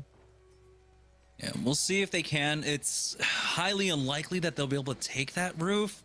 As we know that so many teams are in the area right now. You can see Sykes this whole time has been chugging away with those ultimate excels. And what are teams doing all the way up to the north there? Ludo was not expecting anyone to be there, and he's getting tagged up, is forced to queue back to the rest of his squad. It's what you were saying, Jamerson. You have to expect there to be squads already holding that north corner. You saw Dab that was on the high ground of Trials, maybe still holding that area, as they do know where that next circle is going to get pulled. And it is actually. And there was a squad that was actually pressuring them out. You may not need a 2x4 or 3 times here if you're Dracos who has that 30-30 repeater. But this is nice to know because they're going to have a nice line of sight of a lot of squads from both of these high ground angles that Trials provides. Yeah, playing up here, really no one can honestly challenge them as long as they're staying vigilant. You can see Blight is keeping that western edge checked. They've got Akuma and Ziffer below them, playing inside Trials proper here. And so Team Casuals are going to be pretty happy to play, be able to play off of this. It can be quite difficult to push in. They're doing a good job of just playing that 3-point defense. One person keeping an eye on all the different angles that you can basically make your way in here. Every now and then scanning as well. Just a quick hello to the team above. You gotta let them know that you are the one on the high ground right there. Both Bloodhound scans just basically letting them know what's up. And oh, am I seeing a squad try to contest the high ground of Trials out of the balloon? That'd be interesting to know here. But Dumpers are taking a shot at the squad who is right in front of them. I believe that was the squad who has been there since the very beginning, just kind of camping out that beacon this entire time over here. Dumpers haven't really moved too far away from where they had landed originally by Lava Fisher to contest here, but they feel comfortable sitting on this side. They do note that this circle is going to get pulled north, but they don't want to give their backs away to that squad that is also behind them, because you also have to note that there's a squad over to the right side by Countdown as well. Yeah, Kimchi's got 400 shots in that light, so he's going to be happy if that team just maintains that position. We do have a fight over the market right now. Last minute made their way on in. The bubbles are down. We've got the caustic gas on the other side as well. Good thermite giving them some great information, but now the squad is a little bit disconnected. Garrett getting shot up from Trials here, and now last minute are scrambling and they need to regroup here. Sykes getting shot up from above as well. Somehow they survive for the time being, making their way into bottom of this building. We'll see if Garrett can reconnect with them. Last minute taking so much pressure from the squad still over at Trials. CCE now taking an off angle, but Flux is taking so much damage off of this caustic gas, but they want to capitalize off the situation, following up after Jelly. Jelly loses their shield here. I love the way that Flux is playing this circle, the dome, and they clean that up nicely. That was a rather aggressive push that we saw from CCE, but it works out in their favor. Yeah, they're going to be able to hold that down. And now take a look. Last minute, we're able to get the roof here for free. And so they'll have the beacon. And they'll get that information for us, luckily. So I'm really glad we have that at the very least. But FNS, balloon in just below them. But they lose out onto Frosty throughout all of that. Look how quick Nifty is with setting up those barrels. But yeah, because of the fact that they're on this low ground, we have to note, Luda is going to be able to try to still stay here. They have the dome if they want to get that beacon control. Dab still holding onto the roof of Trials, prevents last minute from even putting on any more pressure while they are on top of that roof. 8 hostiles detected off of Psych scan too. Yeah, it's really unfortunate for them because they wanted to go for that scan, but now they have to always have that bubble up. So unless they deal with them, they cannot go for that scan. Dab, that's poured down to the low, and Blight took some damage for it, but he is going to be safe there with that pour, and they'll be there for some time. And hey, we got that ring that you called, so it is going to the western side of Trials here, as oh boy, Hack's in trouble. He's forced back to Nabu along with his team just outside. His and hers get cleaned up. We're down to 13 squads here, unsigned talent. You need to get Crummy back on up. It's unfortunate that Gibraltar is the first one to fall. You still have to worry about Dab above as well. And they don't seem wary of their backs here too. Despite Crummy going down, they have to hold this angle so that like, casuals can't just push in for free. As you can see Akuma doing so, but he gets scanned. They know that he's pushing here. They're just trying to get an off angle, but Aves isn't even able to heal up all the way. They can't even get Crummy up into this fight either, so they won't even have Dome for this fight.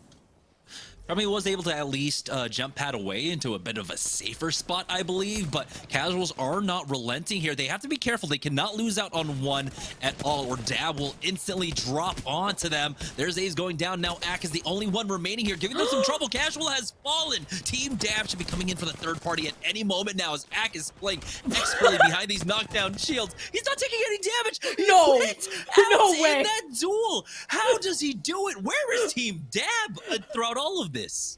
Oh, I can't believe that just happened. There was double knockdown shields. The clutch right there from Ak, and they're going to be able to get everybody back up. Unsigned talent coming out on top. The 10 squads left right now, Jamerson, but Unsigned Talent working with a lot of KP, a lot of loot too, and out of the line of sight of Dab. It seems as though Dab didn't want to give up that high ground. They would rather take their chances, and it's because they used their portal right before that fight. So it wasn't like they had an option to get right up there, and another squad could just rotate and take that high ground away from them.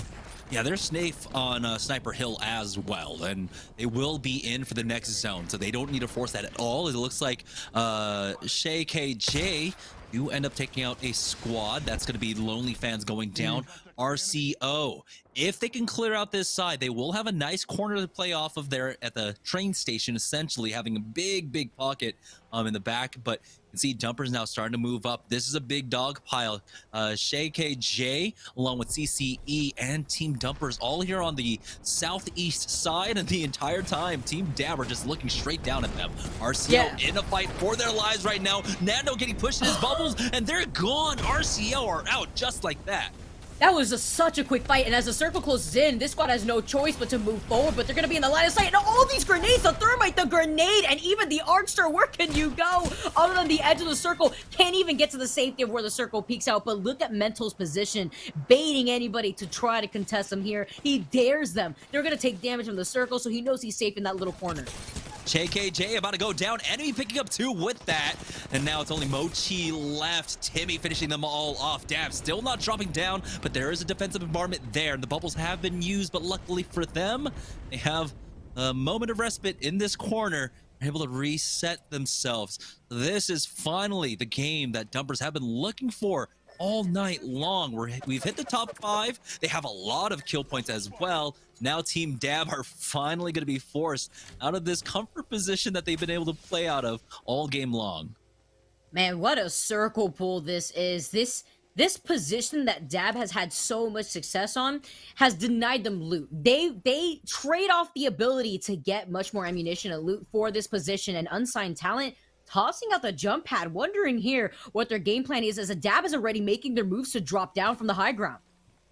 See the port being used by Blight to try and get into the northern edge of this one. They've got coverage behind this rock. They still have to be careful of their right, though. Axe setting up the flank on the left and gets the knock onto Blight. He does port back, but no, looks like miscommunication from the team. And now with 7 seconds left to go, they're not going to have a fast res onto Blight. And he needs to heal up really quickly. Luckily for them, this is a bit of the slower side of the zone, as now Team Dumpers are making their push. Dracos goes down, and now they're just left to Phoenix, who does ultimately fall, and Krabby picks up the kill onto Kimchi Lee. That's the bubble being used as well, so unsigned talent looking to clean up the rest of this lobby.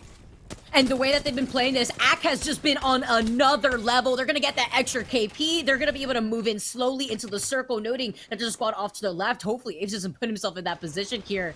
Currently see Lox and Key now swapping sides over with Unsigned Talent. Now they've taken their location, but Unsigned Talent, on the other hand, is still racking up a lot of this KP. Last squad now left for Unsigned Talent to take out, but they have to play this smartly as the circle is closing, and there's still another form here that they could just play this slowly and avoid this bombardment with the dome. And it's a two-man squad waiting for them on the other side of that rock. Yep, and they force out the bubble on the other side. It's going to be a full reset for Eclectic as well. Right now, I think the priority is going to be on the other side for this one. Unsigned Talent, trading away some damage. They're able to pick up the heals at the very least on the other side. And so they'll be able to reset again. Plug Cube tries to peek with that missile storm, gets tagged by it.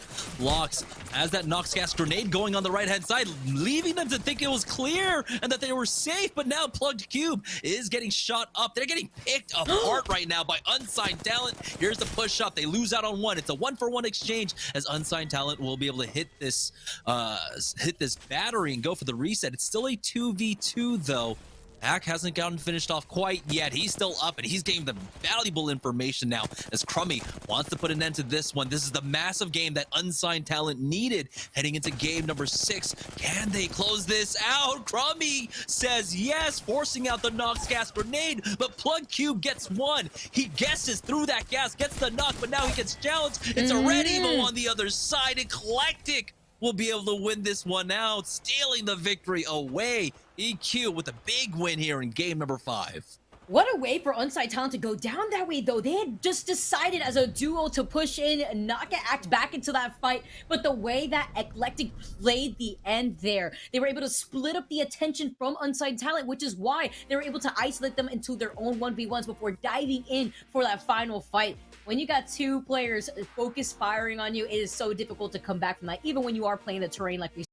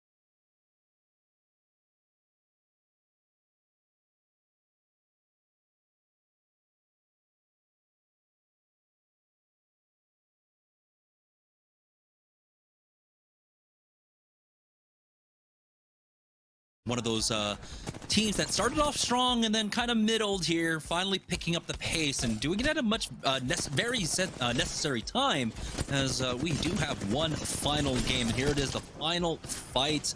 Eclectic versus unsigned talent here. You see Plugged Q was just able to get a beautiful spray down and finish off with that EVA 8 in the 1v1, stopping the momentum that unsigned talent was building up in that game number 5.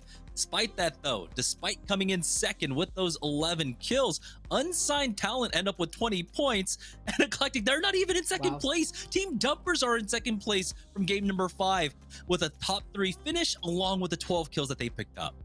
That's what I was saying earlier. Seeing Eclectic being able to pop off that game, that's nice, but that's 18 points when they have not been performing that well throughout the rest of the night. And now we're only down to one last game for a lot of these squads to rack up those points here in the finals for this second challenger circuit, Jameson. And unsigned talent with such a performance, but Dumpers topping that with 12 kills. That's rather impressive here. Looking at a lot of these lobbies, we even had, of course, literally vibing in game number 4, finishing off with 16 kills, which still has not been topped off yet.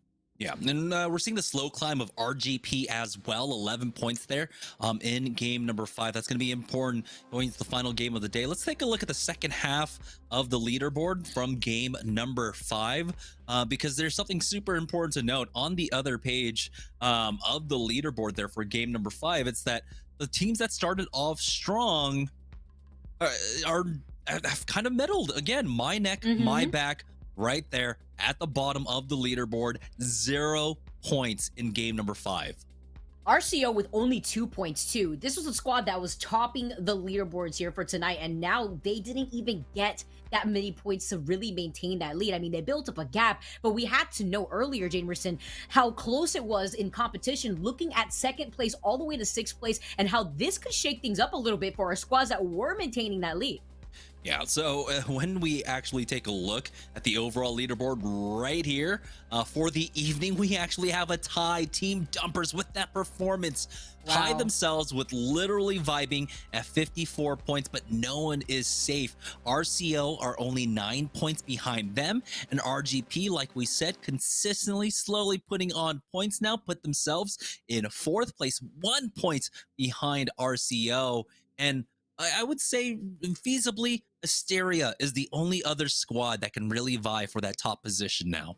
Yeah, in this final game, you have to imagine how that's going to influence a lot of the playstyle that we're going to see from the squads coming in now. We noted a lot of those 50-50s happening in early game, how some of those 50-50s weren't being taken going into game number 5. Are we going to see that contention going into game number 6? Or are we going to see a lot of these squads play a lot more safer, understanding where they're at in terms of points? Yeah, we see a lot of times in game number 6, when you have nothing left to fight for, really, that's when a lot of teams just play a little bit more comfortably, a little bit more casually, like maybe this is just ranked for them, and try to take every single fight that they can. Just unchained aggression. Hopefully we will actually see that, because today's games were a bit slower than what we were used to, what we saw last weekend or last Monday, where it was fighting nonstop every single portion of the game. It was like 5 squads every time the ring closed. 5 squads or 4 squads were dead. So we'll see if the pace picks up for game number 6. But I think with so much on the line, with so many teams really huddled up there in the top 4, top 5, those are the squads that are going to slow things down a bit. Those are the squads that are going to try and maintain, of course, the game plan that they've had. RCO have been doing a great job of calling out the rings and being able to play center zone, but there were 2 ring pulls in that last game alone that really, I think, caught a lot of people off guard. RCO, they were like, hey, we got Countdown here, we got a great building in Countdown, this is probably where it's going to end. Ends up pulling away from them. They play over by the train station, and that would have been a great spot for them if it ended a little bit closer to where it would have been, but they didn't even win their fights with about 3 teams in that train station. But here we go. It's the final game of the evening.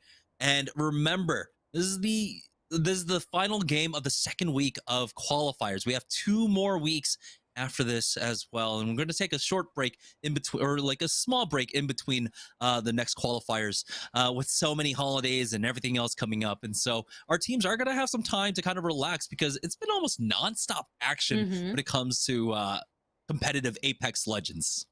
Yeah, I'm actually really glad you highlight that because there's that gap now between this tournament and the next Challenger Circuit is going to be going down November 20th through the 22nd. That's when the qualifiers are going to be playing out until we stream the final. So it's going to be really nice with it happening side by side with the Pro League too. I like to see how it influences a lot of the squads here in the Challenger Circuit who are fighting for their position to be right alongside the other members of the Pro League. So now as we make our rotations and looking where a lot of these squads are landing, look, Jamerson, no 50-50 over Acclimatizer. I wonder why.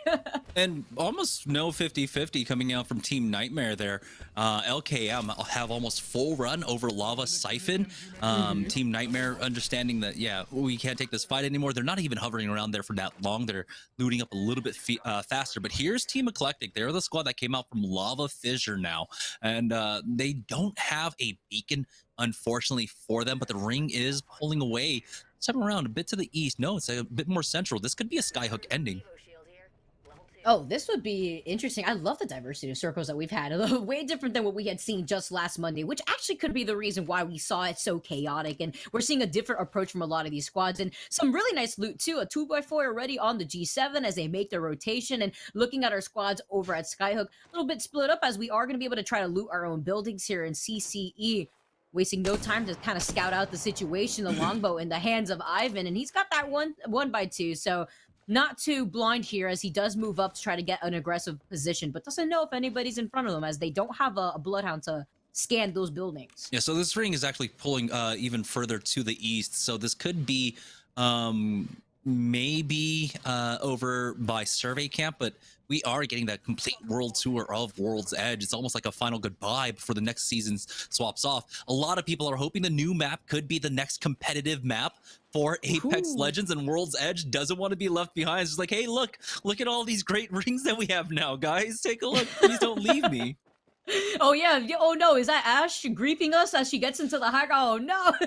That's gonna be so interesting. I cannot wait, Jamerson. And what a way to say goodbye as we have our squads fighting in this last game here for the North American Challenger Circuit for the Apex Legends Global Series. We're seeing Dab coming out of Harvester with some pretty nice loot, not only with really nice attachments on their guns, but with purple Evo shields, and actually right in front of them is RCO, so they're actually noting that as they move forward. Yeah.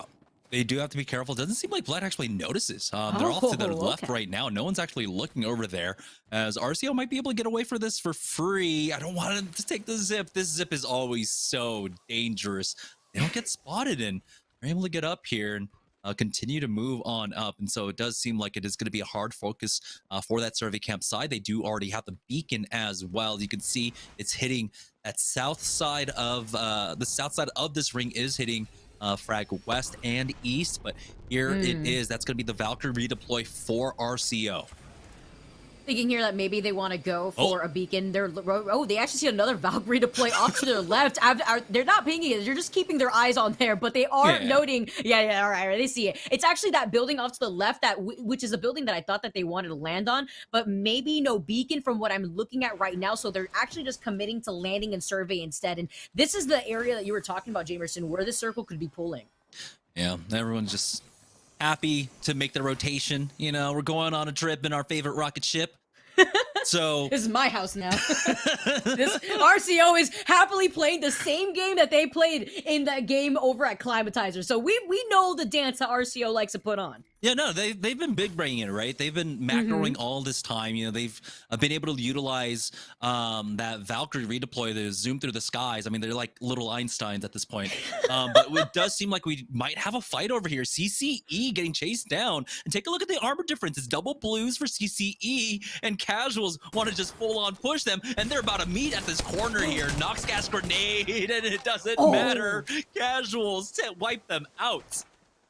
Pretty convincingly too. They had gotten that first knock. They had CCE running, but where can you go at that point? You don't have a lot of mobility to work with. Casuals is quickly gonna loot up here and looking fantastic in terms of loot and shields. You noted it perfectly. The two purples and gold in comparison to CCE's blue Evos. Really tough early fight there for them. But FNS now, as we take a look at where they're at on this high ground, a little bit off to the side away from Epi, trying to take some shots, but that's gonna allow that squad underneath to note that there is a squad already holding the high ground and could cut off that rotation if they do opt to try to move here.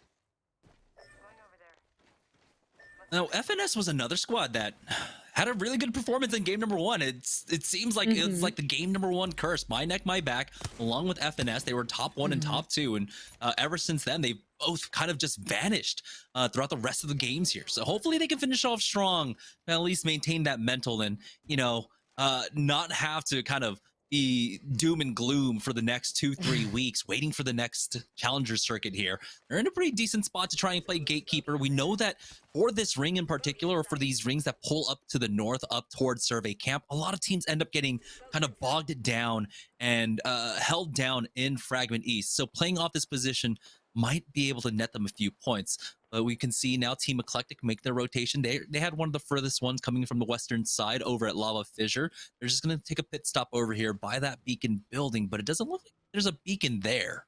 Yeah, that's actually why we had seen RCO commit to just landing a survey, because it looked like they were overlooking the opportunity, maybe try to get to the beacon, because some of the squads that are here off to the left side, Jamerson, looking at Revive Me Please and the Valk squad that had redeployed into the building where usually the beacon is. Ooh, there's a fight actually going on. Hold that right now as we look over at a fight in Fragment East, the most hot building that we all know and love, but the opposing squad has a caustic, so currently Select don't want to overextend here, or it can spell doom, but he gets a stick with the Arc Star. What a nicely timed Arc Star. This may be the option here that Select want to take, but again, those caustic barrels are just stopping them from doing so. Are we going to see a potential kidnap? That was a double crack as well, but you can see the bats have already gone down. There's one knock actually on the other side. Matt Pickett has to be careful as he's getting shot up from above, and Messiah gets that knock onto him. So LKM can go for the reset. It's going to be a res for res, but LKM are so low. They still want to try and take advantage of this, chasing after that one solo player, but you can see Messiah, as he backs off, pops that barrel for himself, allows them to reset now. Turns might be calling it just get out of here, as they took a lot of damage, but looks like they are going to commit to this fight. Messiah now starting to control the outside with his barrels. They're making their way on in as a full 3. LKM also have to be aware of the squad that was holding the high ground by Epi. They are trying to take some shots, maybe trying to steal whatever they can away from these squads fighting over here at Fragment. You were talking about it, where a lot of the times those squads holding the high ground just stop a lot of these Fragment teams from rotating over to that northern part of the map. It can be so difficult. And since they are outside of circle, they are going to have to make moves soon. They have to try to close this out. The Thermite now coming in clutch, being able to kind of secure some space here in that second floor. But again, still shots coming out of the left side from Epicenter. Yeah, so they basically just swap positions now. Defensive bombardment has gone down for Fearing, and they were on the roof. They're gonna have to basically push into the stairwells now. Fate just actually surviving on the edge, quite literally living on the edge there, and takes no damage. And the longer this fight takes, the more utility they use. The chances of a third party increases. We saw there is a team over by Geyser right now, probably looking to third parties. So at this point, I want to see either side really make the call to just disengage, maybe even both sides, but it looks like there's someone creeping outside, and Messiah goes for the peek. He gets tagged, and he almost gets taken, gets cracked. Oh, and with holding this building with the barrels, I think the squad actually rotating from the southern part away from Geyser may be Dab. So that third party may be coming a lot sooner than we think here. Krizik having to back off here, and LKM taking a lot of damage. He decided to try to send it in, as Messiah also gets taken out too. Select now down 2 members. Matt going down. Fate now is the only sole survivor left as they get taken out. Dab is now moving in. It was them coming in for the third party, and that's what happens when these fights end up being a stalemate and nobody decides to commit until the last second. Oh, barrels are there, but live goes down, and that's going to be Phoenix picking up 2 kills onto them. You can see Asteria as well coming in for the 4th party, and you need to go for the quick reses here. Asteria now looking to take advantage of this position. You can see the scan coming out on the other side as well, as Drago wants to make his way on in. He's got the port set up. Revirum's taking a lot of damage, and he narrowly makes it in time to get that armor swap at the very least and go for the reset now. Dab gonna go ahead and punish them, as you have Phoenix just coming up clutch for his team time and again. That entry out, as Dracos almost gets that one clip, does almost get that knock as well, but Dracos has been turned around on, and now there's only one player left, I believe, as they chase after this last Valkyrie here, but they somehow lost him. Oh yeah, just breaking ankles. He's still running too. He's one. He has not had the opportunity to heal up other than get that white evil shield swap. Look at that. Azura is quite literally the definition of one. Not just cracked, but literally one here. And this is why a lot of the action happening has now brought a lot of the attention from other squads. It's going to be Nightmare too, making their way over to Frag West. Yeah, this is the usual pileup. Typically, though, we don't see this kind of fighting when we have this Northern Pole. Teams just happy to live in their own buildings, you know. They let their property value go up, and then all of a sudden, you know, the ring comes in, and now you're left with what? You got to move.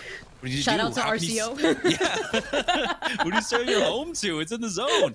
As Nightmares do try to rotate once again, they run into another team over here at Fragment West right now, but they do at least make it into the safety of this building for now. Don't know exactly who's on the other side of this fight, though. What a quick rotation from Nightmare. We saw them taking that zipline, but they see that there is a squad on the high ground here. They have to be wary. The Arcstar is going to come out, try to control some of that space, and Rizik actually taking a good amount of damage. Having to be careful there. Just going to use the shield cells, so isn't going to get into the fight as quickly as they would like. And now casuals want to turn in this party. They want to be able to get invited here. They have to rotate into the circle. They are going to be playing the edge. And again, we have to note that there was a squad holding the high ground. I believe it was FNS, but at this point, I'm wondering if they were already contested for that space. Like I said, for a lot of the squads that haven't been performing well in this final game, I want to see more aggression out from them, you know? I want to see them kind of feel a bit more comfortable, have that same performance that they had when they were playing in the qualifiers. Or saves, though. He's got one knock onto enemy, and so that's actually massive. That's another squad that you really want out of the way, who had a decent performance in the last game and propelled themselves to top 5. Unsigned talents, though, starting to rotate out now as defensive bombardment does go down. Ack gets the knock onto Kimchi Lee. Now Dumpers are down to just one player, I believe. You can see that unsigned talent is bringing that momentum from game number 5. Ooh, you saw another shot taking fire over to the other side where the beacon building usually is on the north side of Fragment. And RGP, noting that, are keeping their eyes in both directions. But this circle, we know it already, is going to probably be pulling towards the direction of Survey. So if that's the case, RGP need to be planning ahead because they are in between 2 squads in this rotation. Oh, mental, actually going for an absolutely mental peak there. Imagine if it was a full 3-man just holding that angle. He could have easily been taken out. But back over here at Frag West, we do have Dabs. They do have at least one knock in this fight, so it's going to be at least a 3v2. Zipper going down here, and there's that spray once again. These R3 players are absolutely cracked. Drake, along with Phoenix, have been doing an amazing job now. Blight trying to push up as they're trying to chase him down. Looks like it was a third party, the team Nightmare there, and Nightmare are just going to move their way over to towards that market side. Now Nightmare hearing the action going down off to their left. They're going to go in for a quick shield swap if necessary. You have to, as you get caught looting here. Not too sure if this was PC or controller, but Krizik needs to move, and he is. He has the portal too to help move the rest of Nightmare over to the side building safely, but not outside of the circle. They could try to claim this building. They have the Bloodhound just for the scan, just in case. Yeah, it should be free. We saw how much of the south side was cleared out. 4, maybe 5 teams had gone down there, and so Dabs should be feeling relatively safe if they want to try and take this fight. Their only big threat is going to be the team that's playing up on Epicenter from dropping down. But if they can take this cleanly, you know, for Team Dab, this would be massive for them. They had a incredibly strong winning position in that last game. It was just a few missteps from them from taking game number 5. And you have to imagine Dab too, coming out of that fight in that building as the victors, really sets him up with some momentum. Okay, Aim God, all right, living up to the name, fine, getting that shot, but not overextending. They're going to be able to drop down, get that some of that space made by that dome right here, just playing around the edge. But Krizik takes too much damage, and so does Washes. How does that happen here? They were playing shoulder to shoulder, but Dab took 2 off angles, and that was it. They're going to be able to heal up real quick. They're going to have some of that extra loot. And note, who's holding the high ground? Is it still that squad that we were looking at before, FNS, or have they been taken over? You gotta land your shots. If you're gonna use the PK and you're bubble fighting, you have to land your shots. He just did not hit anything there. Unsigned talent starting to push out now. Crummy's got that beacon, bubble down, and there it is, the Eva A to get the knock onto Key, and that's Team Eclectic. Key going down. And I'm surprised that Ack is backing away all the way here when they could try and punish this a little bit more. Crummy is out by himself, and it looks like he will secure that last kill onto the Team Eclectic. They are knocked out. Crummy does pick that one up. So unsigned talent like you said, carrying on that momentum from that last game. You'll have to see. And meanwhile, Revive Me Please have been in this spot, have been in that trailer the entire game, but they've been able to put in so much pressure throughout this entire space where they've been able to build up those Evo shields, maybe take on a fight. In RCL Esports, rotating a longer way away from Survey, because now we get to see where this circle is pulling, and they wasted no time to decide on this with 50 seconds left before the circle closes in. This is a little scary because they didn't have as much information. We'll see if they were able to get some decent scans when they were flying in with that Valkyrie passive to note that there are 2, maybe 3 teams off to their west right now. So that's their major concern. Born needs to start setting up these barrels basically at the bottom of ledges to catch off people. Team Dab with the port play into Epicenter. They do have to be careful. There could be a team that's still lurking on top of tower, but it does seem like it's safe for now. Team Dab will be able to move forward. Yeah, I think they had to do this low ground rotation. Yes, because it is FNS who are all on the high ground. They've been there the entire time. But even though that they've been located above Fragment, they haven't been able to do enough damage to be able to boost up those blue Evo shields. So that's something to note too. As Dab, they have the 2 red, they have 1 gold, so they can get back into these fights rather quickly. And RCO2 also right in front of Revive Me Please. Not too sure if they know that since they don't have the Bloodhound. Revive Me Please, using that Valkyrie redeploy to get into oh my goodness, another squad on that tower. They drop down to the low, and it's in multiple teams. I think that's Team Dab down there. They somehow survive with that bubble, but Rivalries and his and her still flashing red on the health bars, trying to get out those barrels, and they do look like they will be able to stabilize throughout all of this. And it does seem like Timmy is still alive for that squad. I don't know if they got Kimchi. Nope, Kimchi Lee is down right now. Does Timmy do? Oh no, Timmy doesn't do it. They OnlyFans, they come in and they are able to get them. But that was interesting to see, as Timmy's usually always that last straggler that ends up staying alive. Now we get to see where the circle is going to be ending up. The chaos, so much open ground that you are forced to traverse through. With that squad still holding onto the high ground here, it's going to be Banshee, Phoenix on the low ground with Dracos, and a squad that we noted already. It's going to be his and her live, and that squad Revive Me Please just stuck in that building. But Wash have a lot of loot to work with, and my neck, my back now, finding themselves in this fight. Cody gets that finish, and he does get that shield swap before having to just reposition here, because they do know that there is a squad right in front of them and behind them, just trying to get maybe that last straggler who's trying to go in for a last-minute rotation off to the side. Yeah, with 6 squads down, unsigned talent are out. My neck, my back, trying to rally back from what was a really bad mid-game or mid-tournament so far. They got that big win in game number 1, and now this is our opportunity to try and really make up for lost time in the last 4 games. Now, Team Dab playing on the bottom of that respawn. They've got his and hers, and then Revive Me Please at the bottom of that tower. You got strictly vibing, or literally vibing above them at the top of the tower as well. And Team Washed was able to clean up, I believe, the last member of Team Dumpers. You can see literally vibing now, just hoping, waiting for the trade so that they can drop down for free.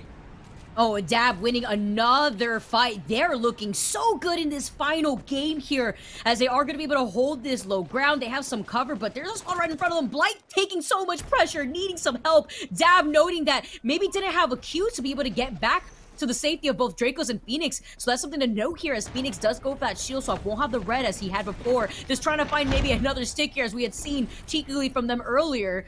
Now being able to get the scan, they do know where that other squad is located before trying to push in. A nice climb up from Phoenix, getting that blue to purple real quick. Doesn't even need the red Evo shield. I'm telling you, these are 3 players. Blight does get finished off throughout all of that, but Jaren and Musin are down now, leaving Dab in a 1v2 up against one final player. I don't know exactly where he is. There we go. Coming in for the storm. Jaren will get finished off at the very least to that ring, but you can see now everyone is just dying to the storm as they move up. Phoenix barely makes it out of the ring before he goes down. FNS still alive throughout all of this, but up top is going to be my neck, my back. We got Team Washed and FNS left in the 3v3v3.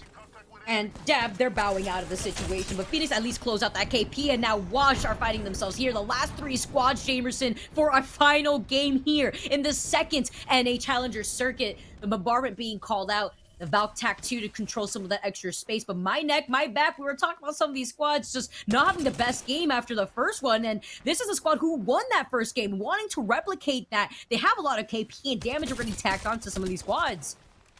Oh, Zerbo stealing away that kill onto Nifty. Unfortunately, they needed that kill point for my neck, my back. They do at least make sure that that team will be fighting this one out as a duo as Washed heals up themselves. 20 seconds left to go, and Washed have already set up forward position on this last slow ring. The barrels are down there for Jalone as well, and he's got 2 left in that back pocket. So this is going to be a difficult fight for My Neck, My Back. Just trying to see a lot of these squads where they're positioned. My neck, my back, having to go through that open ground, seeing where the circle is going to get pulled from. They're nicely situated by these rocks here, but they need to start planning up ahead. You want to try to rotate slowly. Nice thermite here onto Wash. Alone actually noting that could just heal up with that gold evil right before breaking a shield. Wash closed things up. It's Cody who now it's taking 1 kill for a kill, and look how close together they are. The caustic barrels now trying to control some of that space. That damage was so important for My Neck, My Back. That allowed them to get across this open field without having to utilize that Gibraltar bubble. Defensive board has gone down, trying to force them out onto that right-hand peak. But as the ring starts closing in, Washed have a significant advantage. They have the caustic. They have the Nox gas grenade to utilize for this. Let's see Zerbro actually use his passive to get a little bit higher here. And oh no, that's an early bubble coming out from Antpoint. This can be punished. And here's a wide peek out now. As you can see, those barrels getting set up for Zalo. And Cody was trying to get that right-hand side. They were wise to it. Now the action slowing down once again. There's still plenty of time left in this game. Minute left as the zone is slowly forcing Washed up. And again, you can see how good they are about checking their back, and checks it. And he's got the Eva, but he goes down. Mooney with the flat light. It's a 1-for-1 exchange though. But now Team Wash, they've got no armor left. Jalone is the only one alive. Left in this 1v2. But there it is. The final damage comes out. My neck, my back. Finally rally back in game number 6 and take a second win in the evening. They're the sandwich here for our squad, Jamerson. They take game number 1, they take the final game, game number 6, and they play that so patiently. We gotta talk about just LOSing Washed with the truck, having that slight high ground, trying to put them in the advantage, and it did so like that. My neck, my back, finalizing our squads that we had seen pop off throughout the rest of the night. Man, what a back and forth performance for a lot of our squads as well. I mean, we thought maybe there would be some early momentum from teams like My Neck, My Back, but it seemed like, you know, every team, a lot of teams ended up showing up today. We've only had the one repeat winner, I believe, in My Neck, My Back, while last week it was Team Dumpers that ended up getting 3 wins throughout the course of the evening. So I'm glad to see that not only did we have a very, you know, diverse end zones throughout all 6 games, but we also had a lot of winners and a lot of different teams showing up at different points in the evening. And you love to see it too, especially with a lot of these teams like RCO Esports prioritizing that end circle positioning, looking at their compositions, how they shake up their play style going into these future games. So that's really nice and refreshing to see, especially seeing here a replay of that final game, the chaos going down in Fragment. So many squads rotated here. We saw Dab make their way over away from Geyser into this direction before another squad tried to third party them, and then Dab just completely reversed the situation on them, closing things out so quickly, so cleanly. Yeah, we said that this fight took way too long. It was inviting third parties. Dab comes in. We knew that the fourth party was going to come in, but Dab was able to deal with that as well, taking out Team Asteria throughout all of that. And dealing with 2, maybe 3 squads along the way meant that the rest of these fights that took place here in Frag West were isolated for them. And so they were able to pick up all those KP. I like the way My Neck, My Back also brought things around. They did not do so hot after that first game, even being one of the squads that I think was the first ones to go down. I forget which game it was, but it was early on. I think it was game 3 or 4, but rather game 3 actually. And so Dab now bringing on some of that aggressiveness from Fragment over here by the underside of Epicenter. They were just, unfortunately, their backs were against the circle, and they were in the line of sight of a lot of squads who had prioritized their positioning earlier on when they made that rotation off to the west side of Epicenter. Yeah, it was just unfortunate for Team Dab. The zone just forced them out. They had too much fighting. I believe there were 2 other squads that they had to deal with once they got into that position. And My Neck, My Back doing an amazing job here. You can see this is the final fight in the final 3v3.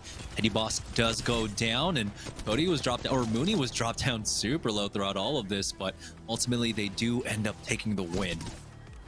I like noting too, looking at the difference between the performance we saw from some of these squads in this second challenger circuit and looking at the first challenger circuit that we had just last week. I feel like there's been a lot shaken up within these lobbies. Not only has the composition swaps really worked out in favor for a lot Oh. more of these aggressive squads, but look at this, 18 kills. When you don't think it could get topped off, here comes Dab, just proving everybody wrong. It was literally vibing, what, 16 kills in game number 4. Dab in that final game not only placed 4th, but finished it off with 18 kills, Jamerson. Yeah, Dab were on par, or like on course to hit like a 35-point game. If they had just gone the last 9 kills and then pick up, what is it, the additional 7 kill points plus 16, that could have almost been a 40-point game for them if they had picked up every last kill along the way. That's absolutely absurd. But ultimately, we know that one rotation was just unfortunate for them. My neck, my back. Despite getting first place, they did get 9 kills there. They end up second place in the overall game, number 6 there, and with 21 points overall. But still, I think it was important that teams like RCO, teams like Eclectic weren't able to do much in this. These were squads that were making a rally to try and really finish off strong in game number 6 and really finish off strong for week number 2. Ultimately, they did get slowed down. Yeah, actually, look at the way a lot of our squads that were on the lower end of the leaderboards overall today and how they did at the very end. We saw a lot of those squads kind of reverse the situation. You know, we saw My Neck, My Back not do so hot after game 1, taking game number 6. Eclectic actually not doing hot at all throughout the entire course of the night, taking game number 5. Although with 6 kills, they finished in 11th place in this final game with only 2 kills, but racking up some of those last-minute scores. And RCO Esports actually maybe not having the time of their lives for that last game, but definitely enjoying that last spot that they like to sit in. And now currently with the overall score, look at literally vibing and Dumpers with even score, 59 points between these two squads. Oh, and just so unfortunate for My Neck, My Back. They got 2 wins today, but that means also the majority of their points came for those 2 games. I believe they were the first out in 2 games out of the night. Imagine if they had not gone down first, had picked up some kill points in those games where they got 0. If they had picked up 2, 3, 4 points in 2 games, they would be up top. They could have been in first place, but here they are in 3rd place with literally vibing and Dumpers above them. RCO Esports, who we were commending for their incredible macro and consistency through the first half, really just kind of lost momentum and disappeared in the second half of the evening. No, but I really like to see the way that Dumpers were also able to reverse that, just come back. But the tie between 1st and 2nd place too. These are between 2 squads with literally vibing winning game number 4. But looking at Dumpers, the squad that did not win a game tonight, it's actually quite impressive because it really highlights how many kills that they were able to rack up throughout the night. Yeah, and overall, I mean, this kind of goes to show that like the pace that you really need to keep, especially in these longer format tournaments or qualifiers and such. 10 points per game, that's kind of the metric that you're going for. And out of the top 2 teams that we're seeing literally vibing along with Dumpers, it's a little bit less. It's 5.9 points per game here, or essentially, or excuse me, 9.9 points per game off the night. But being able to keep up that 10 points per game means that you're going to succeed in the long run. If they can do that, if either team can do that in week number 3, there's no question that they end up securing the top 12 in the winners bracket for the qualifiers. Ooh, you know what I'm thinking here, Jamerson, is the gap of time between this second Challenger circuit into the 3rd one, as well as the Pro League also taking a little bit of a break with the holidays among us. Is that going to play into a lot of these squads kind of feeling stale? Are we going to see maybe some composition changes? Or maybe are we going to see some of these lower end squads really pop off, go through the just training chamber to just try to figure out what they have to iron out better so that way they can make that comeback? Because I've noticed here, at least in the 2nd week, Jamerson, that there was a little bit more inconsistency looking at these squads who did really well within the first half games and then just kind of falling off at the very end. I think for these next 2-3 weeks is going to be an important transition time, especially with a new season and with the new legend coming out. And so if teams are feeling like something's not going to work, well, they definitely have a new tool to work with in Ash. And so we'll see if that actually works out. Well, hell, we'll even be able to, pick the brains of one of our players in just a moment. We're going to take a short break. We'll have one last interview before we close out the show. So don't go anywhere, guys. We'll be right back.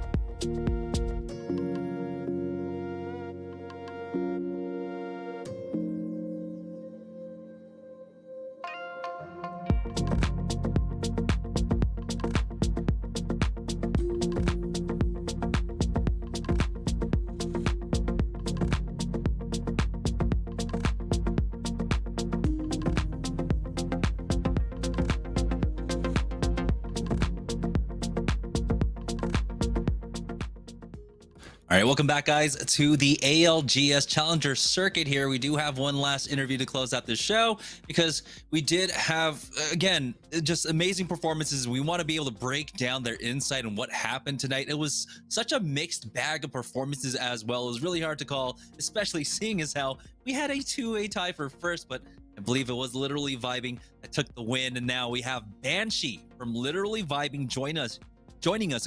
Banshee, can you hear me? Yeah, can you guys hear me? Yes, sir. Glad to have you on here now. Banshee, congratulations on your win. Of course, Thank you. Gotta get across that, very stereotypical question. How are you feeling after winning? Great, man. This is kind of our first, really solid comp performance. So still pretty new to it. It's really exciting. It's feeling very good. Very good mood right now. Yeah, I mean, honestly, for me, the most familiar name on your squad is actually going to be Moosin. I'm not quite as familiar with yourself or as Jared. Why don't you walk us through how you guys formed as a team and how you're feeling so far in terms of your progress as a competitive squad? Yeah, so Jaren and I have been playing ranked on Apex since like season 4 on Xbox. Actually, we just switched to PC about a season or two ago. We've had some problems finding some teammates on PC, but we actually reached out to Musin recently, and he was interested in running some games. They went really well, and we were like, you know what, we should try this. Let's sign up for Challenger Circuit this weekend and give it a shot. And we're really happy we did, to say the least. No, today was, I would say it was a pretty rough night. I mean, even though, we love to see all these varied circles, how was that adjusting to basically having a circle in every different zone of the map? I honestly, I think we like it. It's at least better than having 4 zones all go to thermal or something. And it's definitely an adjustment because we are no longer running a Valkyrie comp, so it's not very easy for us to get those big rotates across the map. But we've been really leaning into the fact that we're a confident fighting team, and I think we've been finding that confidence recently to pick fights on edge, and we kind of just, at least in our good games, just kind of bullied our way in from edge, with a Bloodhound comp. So yeah, it's definitely an adjustment having to cross the map so far, but I think we're making those adjustments pretty well. Okay, so you guys are feeling comfort playing in that Gibraltar, or excuse me, playing that Bloodhound style now. With the next season coming up, with the pretty big changes that's coming in with season 11, do you think you're going to have to make any adjustments moving forward? Oh man, I'm a little scared of Ash. Not gonna lie to you. But we'll see how the Ash meta comes in. I'm excited to see. We have like the L-Star nerf coming in and things like that, and the Watson buff. I'm not too worried. I think, like I said, we just started playing with Musin literally like a week and a half ago. So I think it's up from here. We're just gonna keep grinding together, keep practicing, and see how it goes.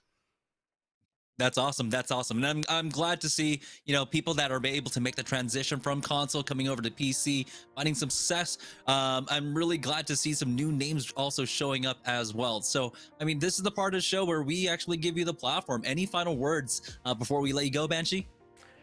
Oh man, just really proud of my team, man, and shout out the whole lobby. Everybody played pretty well today. It was a fun day, and thank you guys for doing your thing on the casting. You guys are doing great. We really appreciate the production team, all the admins in the tournament, getting everything ran smoothly. Yeah, we just appreciate all you guys putting this together. All right, thank you so much, Banshee. Congratulations once again on the win. You guys go ahead and take a well-deserved break. We'll be back in about 3 weeks' time for more Challenger Circuit. For right now, thank you so much and have a good night. Vicky, though, I mean, what so a sorry. crazy night. Like we were able to talk about it with Banshee there. Having 6 zones for teams that want to play Edge, it actually ends up working out well for them. Yeah, we were so sorry about that. What a timing for things to just drop. But I'm glad that we were able to listen to Banshee's thoughts there. Unfortunately, I was not able to capture that, especially when I love to listen to really high level players give us some advice to some players that want to climb. I take a lot of that advice, especially looking at how all these pros try to rotate for those tricky circles, especially since we had a change up in circles too, Jamerson. But what a way to end the Challenger Circuit in #2 finals. That's 2 finals down. That's halfway through the amount of Challenger Circuits that we have to get through to see which of these spots are going to be situated in the pro leagues for that second split. It's exciting because we have a change of pace for the playstyles for a lot of these squads from last week into this week.